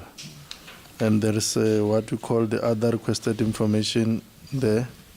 Is the implementation of the Mapungube report. The forensic audit report. Yeah. I want us to move as follows before we go to that one. I see Honorable Slani, you are itching, you want to ask, but I've been in consultation with our legal divisions there, because most of these cases are still sub judice. I was worried when you were already exposing the strategy, and I know it's not the problem in your part, it's because you wanted to be as open as possible to us. That in some cases there are colleagues that you don't want to charge now, you'll charge later for the purpose of comparison. And remember, this is a public hearing, so wherever they would be knowing now what you are trying to do. And I think we do not have any intention whatsoever in our part to jeopardize your cases. So we're not going to ask you questions on the progress on those three, because the matters are still sub judice. All we can say on them is that, for instance, if you look at the first case, there is a lot of foul play there. It is not for us now to look into it, but we're going to request a continuous update, even without you coming here. But we may want a continuous update in the portfolio committee. Honorable Slani is sitting in that portfolio committee, and Honorable Maseko would want the portfolio committee to continuously monitor, especially that there are areas, if you listen to your own report, HOD, that even the department, some officials in the department seem to be in cahoot with the culprits. I'm worried that you would have a chairperson of a hearing who just said not to be available. The following day, he has a reason. The next thing, he has joined the other union, so that's why he can't proceed. There's just so much. And look here, you are speaking about 1 million just entered into your account. Child just like popcorns like that. And then no one wants to take responsibility for that. So I think the three cases for now, let's note them. Let's note the update, not entertain it. Let's not discuss the merits and demerits of those cases. Just update us now on the implementation of Mapungube report. Those matters that are still in court, just note and indicate that this one is still followed in court, pursued in court, without going to details. Thanks, Honorable Chair and Honorable Members. I'm Mapula Defne Ramkhopa, the HOD for the Department of Sport, Arts and Culture. That's Victoria. Sorry. Along with that. I thought it's a landline. The tone is like that one of a landline. Honorable Chair and Members, according to our report, as a department, we have implemented the recommendations. Out of 12, we were able to implement 11 of them. The only one that is still ongoing is the one for Vibe Zone. I'll go to all the recommendations. We were requested to make sure we implement TAMIAs and comprehensive planning for the festival. That we are implementing to ensure the festival is planned timeously. For 2020, as I've already reported, it was not staged. It was only in 2022 the department included the festival in the 22-23 procurement plan. The business case with all activities and dates were finalized and approved by July 2022. The festival has been outsourced for a service provider to market and manage and host. Even though, Honorable Chair, we had some challenges with the process of the tender process, we ended up participating in the Department of Economic Development with the service provider who's staging the Marula Festival. The recommendation number 2 was to conduct probity on procurements above 1 million or thresholds to be determined by the department. This one we slightly deviated because we used our own internal control measures where we have to strengthen them and able to do ad hoc audits. If the committee remember on the mitigating measures on question 1, we as a department we have decided that all the major contracts in the department or the tenders we have started in the last financial year after audit to make sure all the specifications they go through legal unit to provide advice to us, and also before we award any tender we have to take it through the legal unit to go through it. Where we have some challenges we also link with provincial treasury for them to provide further inputs. And then the other recommendation was to ensure that each appointed service provider is tax compliant and their tax compliance status is verified at least a week before appointment. Currently we are using the central supplier database. Is the one that is playing a crucial role in ensuring that all the appointed service providers are tax compliant at the time of appointment. Before any service provider is appointed, the appointment letter is accompanied by a detailed CSD report to check and confirm the tax compliance status. No government directors are involved with the company, and we also check if the director and the company are not part of the restricted database. And then the other recommendation was for the department to implement proper record keeping for auditing purpose. So through the assistance from record management, procurement and payment documents are properly filed in line with the National Archives Act number 43 of 1996. In the past 2 audits, the department has not had any finding relating to limitation of scope and inability of the department to submit the requested information. This is part of the ongoing control measure. We cannot say we have finalized it because all the time we need to monitor if the information is well kept within the department. And then the other recommendation was for us to avoid payment of deposit where possible. It was that one of the advance payments. We have done away with that one since 2020, and also it will be ongoing. The other recommendation was to engage National Treasury, Department of Trade and Industry on the National Lottery Commission refusal to provide information and to bring to their attention to the fact that possible fraud and corruption exists. Was after National Lottery Commission refused to provide information during the investigation. So as a department, what we did is where we referred the matter to SAPS under the serious economic offenses. That matter is currently with the senior public prosecutor for further handling. Is the one that we reported about Fetoga Makharebe. Our suspicion was that maybe there are many organizations that were requesting money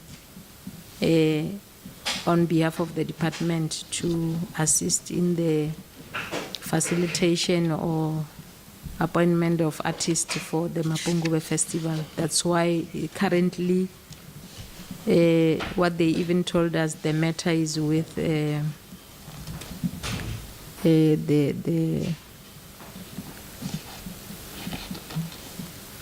prosecution authority to make sure after they've gotten all the information from National Lottery, because currently National Lottery, they are investigating all the service providers or the NPOs that were funded through the years.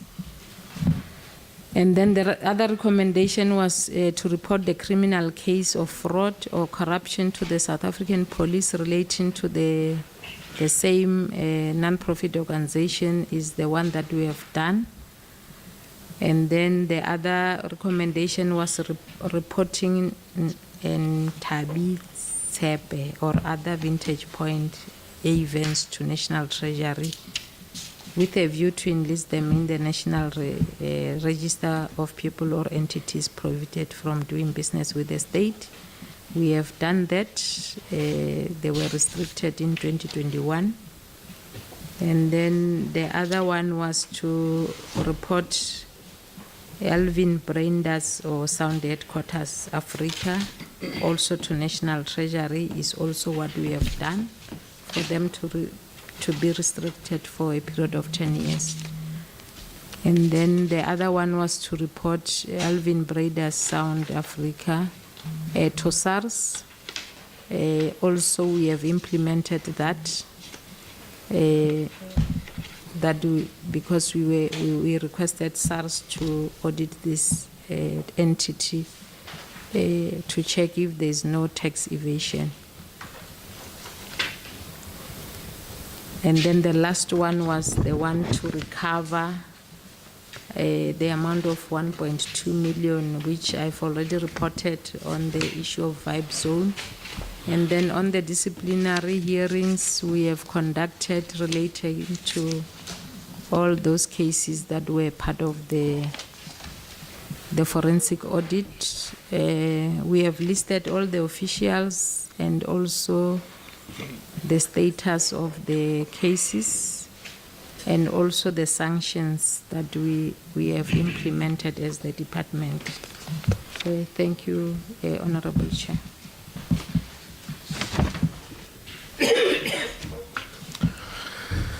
Thank you very much, Honorable MEC and HOD. Honorable members, do you have questions? Honorable Maseko, Honorable Van der Walt is covered. Honorable Slani. Chair, it's not a question per se, but let's acknowledge the way they have presented this consequence management as a committee. It's rare to receive such reports at this level around issues of consequence management, and I think it's only normal that we should appreciate the report as is. It's clinical, it has got all the necessary information that we must keep on keeping on.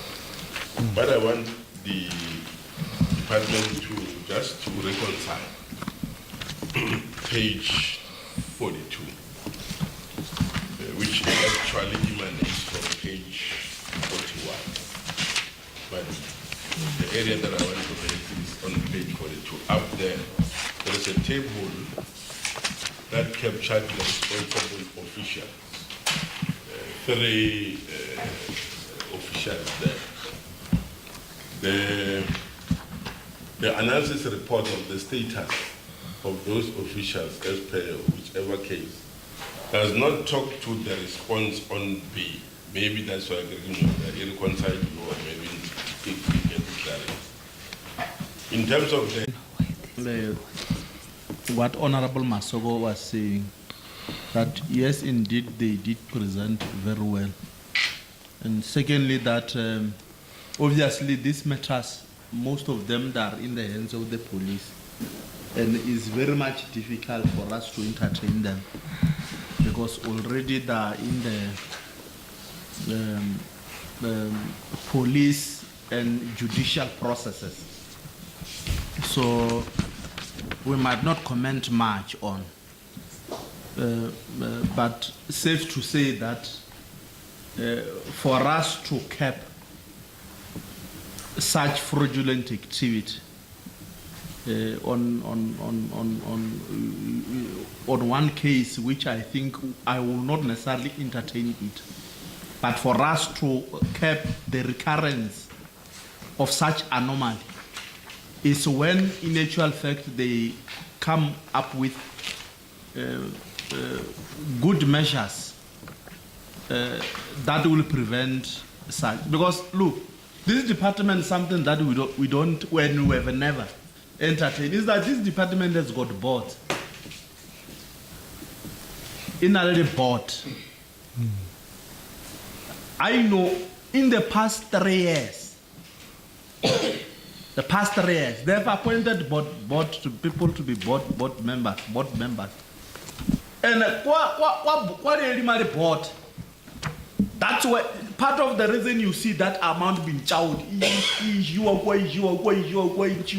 and no one is able to account, whereas there is a prima facie case.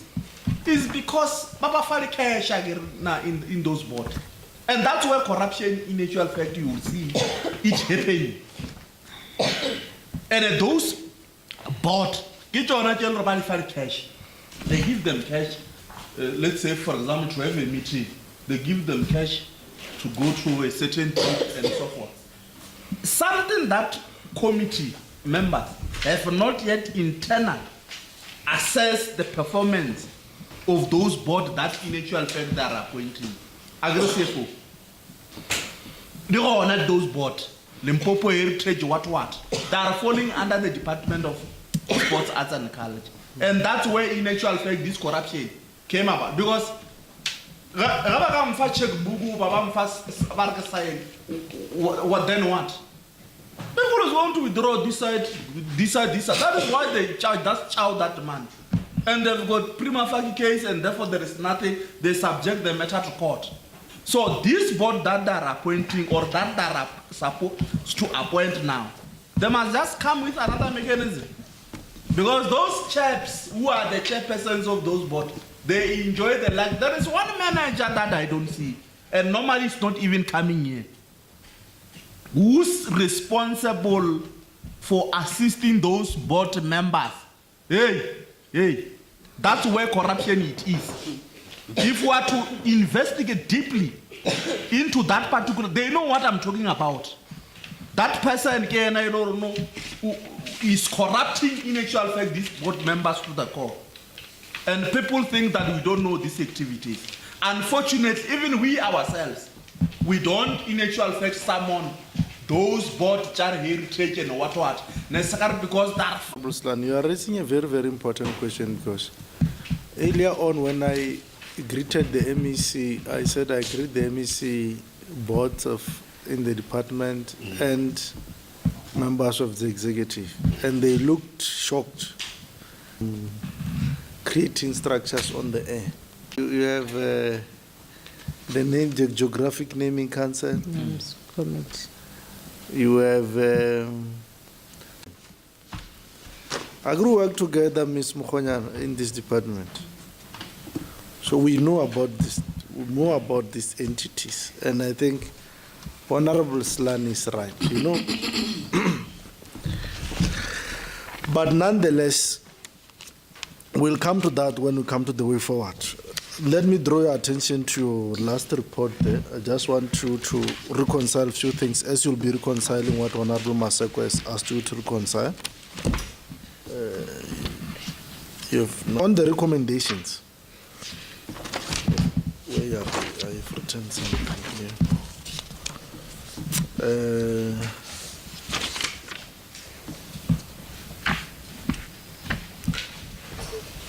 Let's look Roman figure 10. The other Roman figure must be.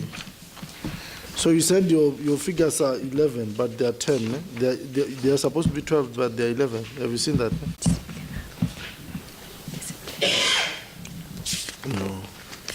No, there was an error. You did Roman figure 12 after Roman figure 10, if you check there. You see it now? There's somewhere where I want to start.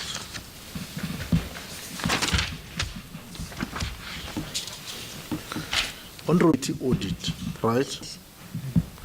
On procurement, ad hoc audits are conducted by internal control unit. To explore treasury to assist the internal audit to assist with probity audits, because probity audits is the future. I must say this, and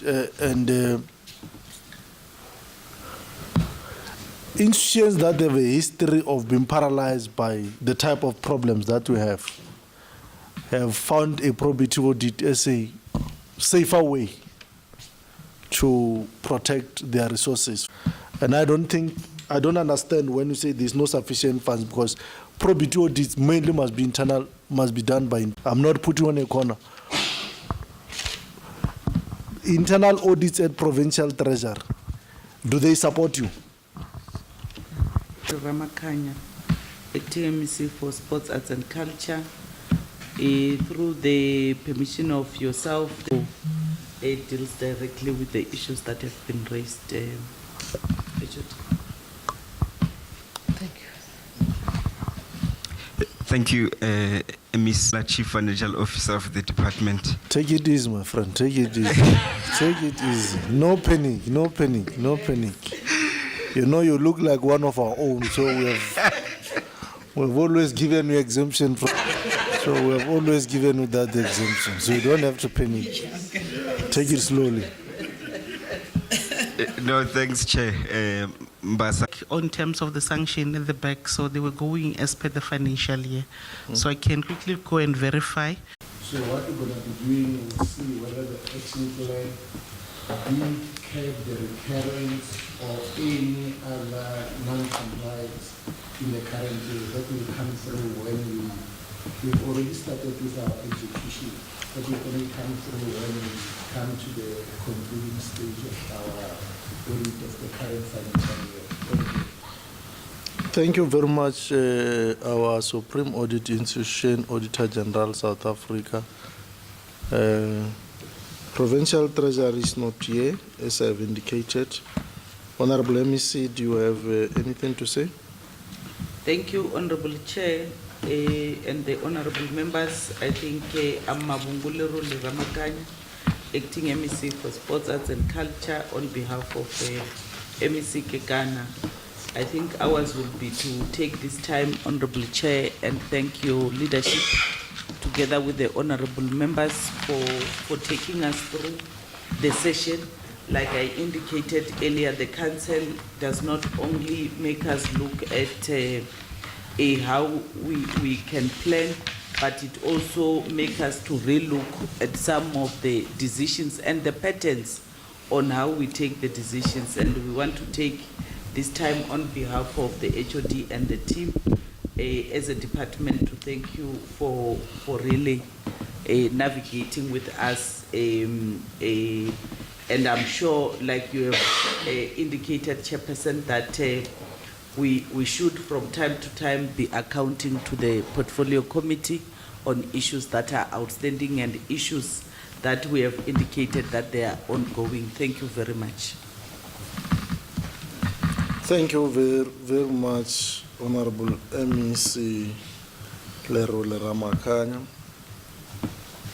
I think, colleagues,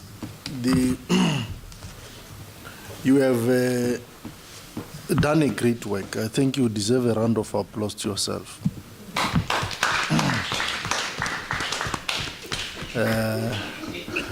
I wanted to, why not clap hands for yourself, Mr. Moats?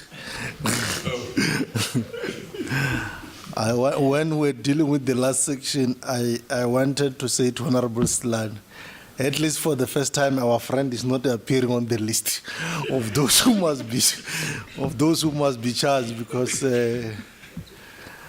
for some reason you are a very dangerous culprit in this department.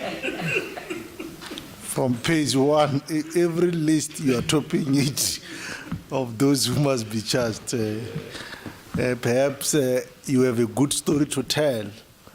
As one day when you are on pension, you'll say, I have a good story to tell. In as far as accountability is concerned, Honorable van der Waal, our friend has a good story to tell.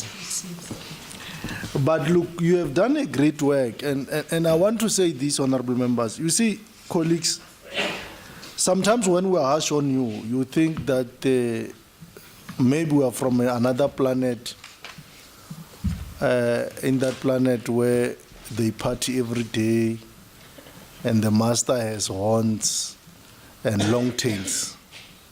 We're not from that planet. We're from the same planet with you, and we just want you to see things, perhaps, Ms. Mampa, that you may not be seeing. Sometimes you commit transgressions because you don't see them. Sometimes your colleagues that you supervise commit transgressions on your behalf, and you just assume that it's a normal transgression, but they will be knowing what they are doing. And a classical example is what we've been showing you when you took a stage, Ms. Mampa, that it is not the fact that it's white and it's liquid does not necessarily make it to be milk or fresh milk. It can be actually a poison. That's very important. Isn't it, Honorable Lerole Ramakanya, that the things are not always as they seem. The fact that it glitters and shines does not necessarily make it gold. So when we interrogate you and put you on a spot, sometimes we are trying to say, HOD, see beyond what you think you are seeing. It is not always true. It's never our intention, Honorable Mdaka, Honorable Slan, Honorable van der Walt, and Honorable Maseko, to embarrass anyone. Hence, every time we come here, we tell you that we are coming here without prejudice. If you would have fought with Donald outside here, it ends up there. It doesn't have to come here. If you are to pick up a fight here, it must be a product of the engagement here. It has nothing to do with the preconceived whatever we would be knowing from outside here. But you have done a great work because, and you will appreciate that, how you have improved your file versus how it was when you came here for the first time. Says even if you may not appear before this committee next year and appear before any other committee, your way of packaging the file and your way of responding will totally be different as you move forward as CFO and HOD. You would have known far better than you would have known before you came and when we parted ways on the 3rd of February this year. And to that we want to appreciate. Hence, Honorable Maseko and Honorable Slan, we are appreciating how you dealt with the last reports.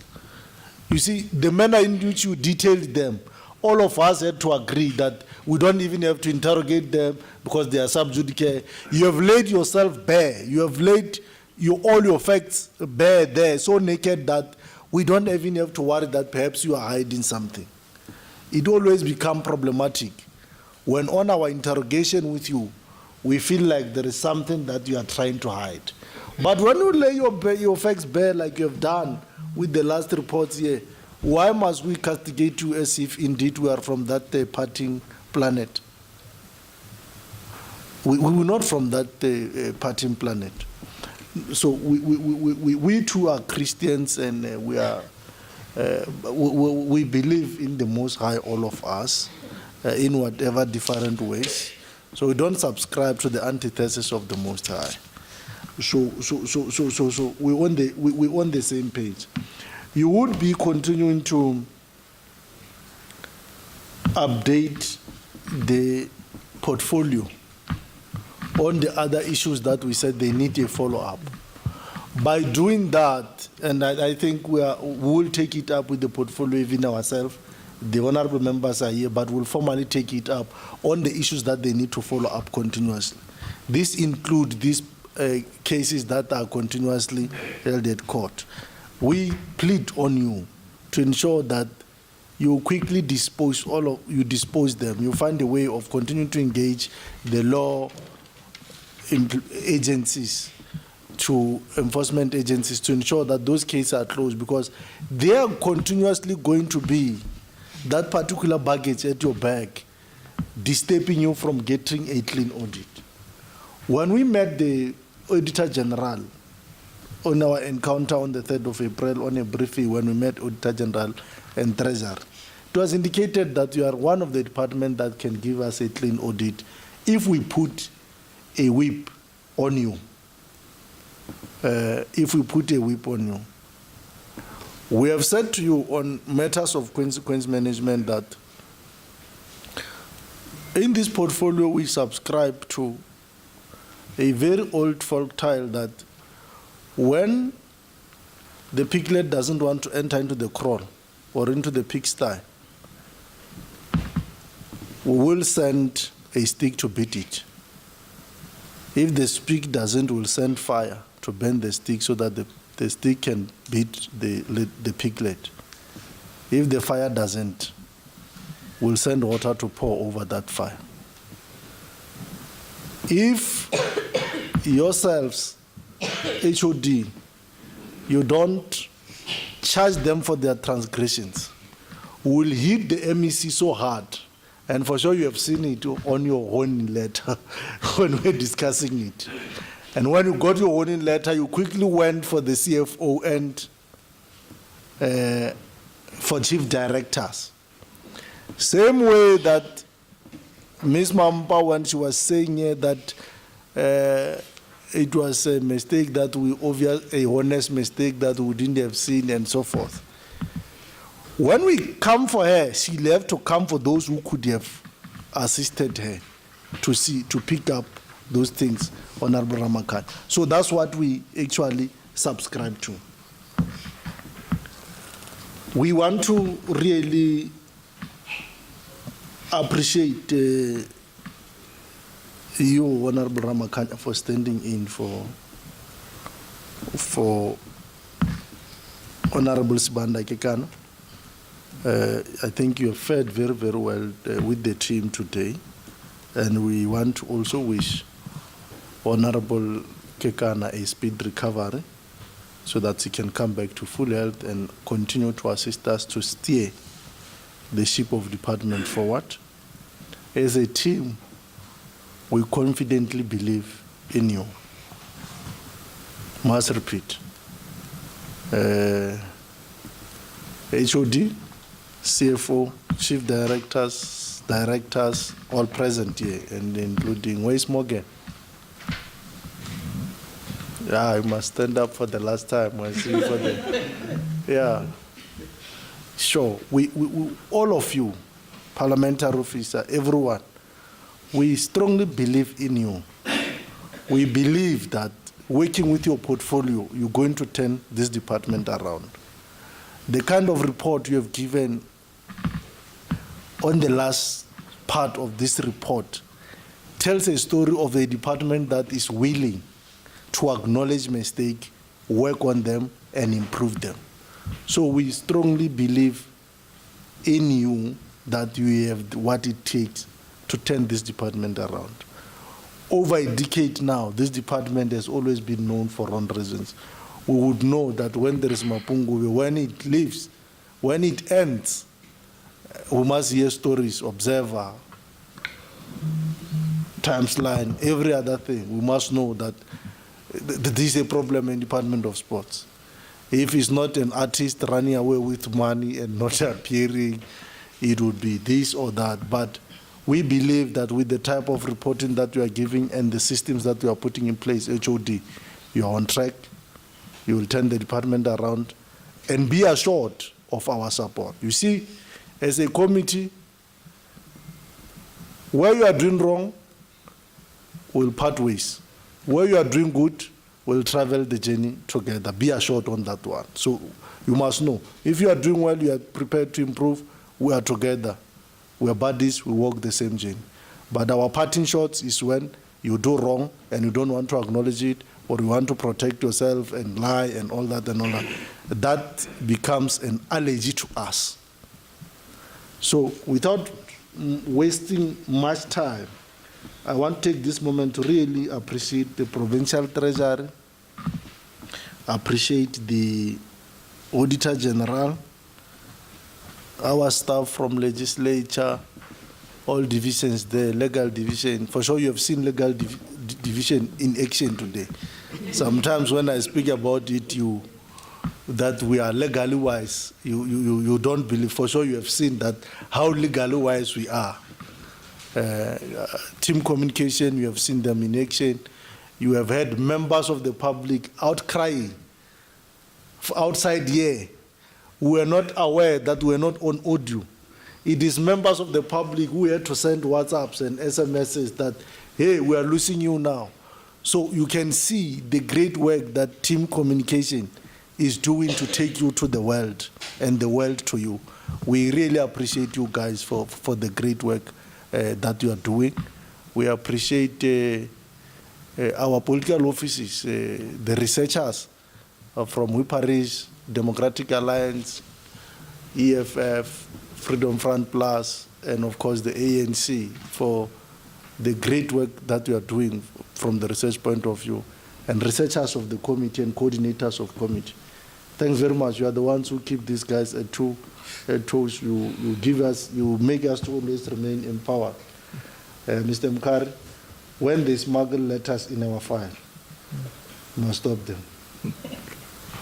Yes, we must stop them because we can't find the file signed on the 17th, but inside it there are letters signed on the 14th of April, just a day before Good Friday.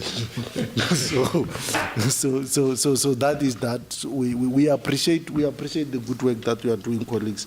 Finally, I want to appreciate the members of the Standing Committee on Public Accounts. Colleagues are always robust at all times, and where they feel that they are answered, they are quick to appreciate that, hey, we did not understand this, you clarified it well. Where they don't understand, they always at times ask, AG, what is the understanding here? Yourself, explain to us, what are you trying to say? That shows that they are coming here without prejudice. Honorable van der Walt, we really, really appreciate you. Your maiden appearance here was very, very helpful and fruitful. Remember, I have another opportunity in the House to have a maiden speech. Yeah, so you have set a tone. We now, as colleagues, knows what is coming. So we really appreciate that because you're not just a passenger. You're part of the committee from first question until the last year. Honorable members, Honorable Daga, thanks for coming. Albeit pressing matters of sports. Yes. Of sports in nature. I wonder if it was Public Works, you still would have pushed to come, or if it was any other committee. But because it's sports, I know your passion for sports. You live sports, the better part. Honorable Slan, Honorable Maseko, thanks very much, colleagues, for being robust. With this being said, colleagues, compatriots, this hearing is not adjourned. It's officially closed for this season. You owe us nothing, we owe you nothing. Any other thing you will handle with your portfolio. Thanks very much. Good night. Long live the chair. Thank you. Long live the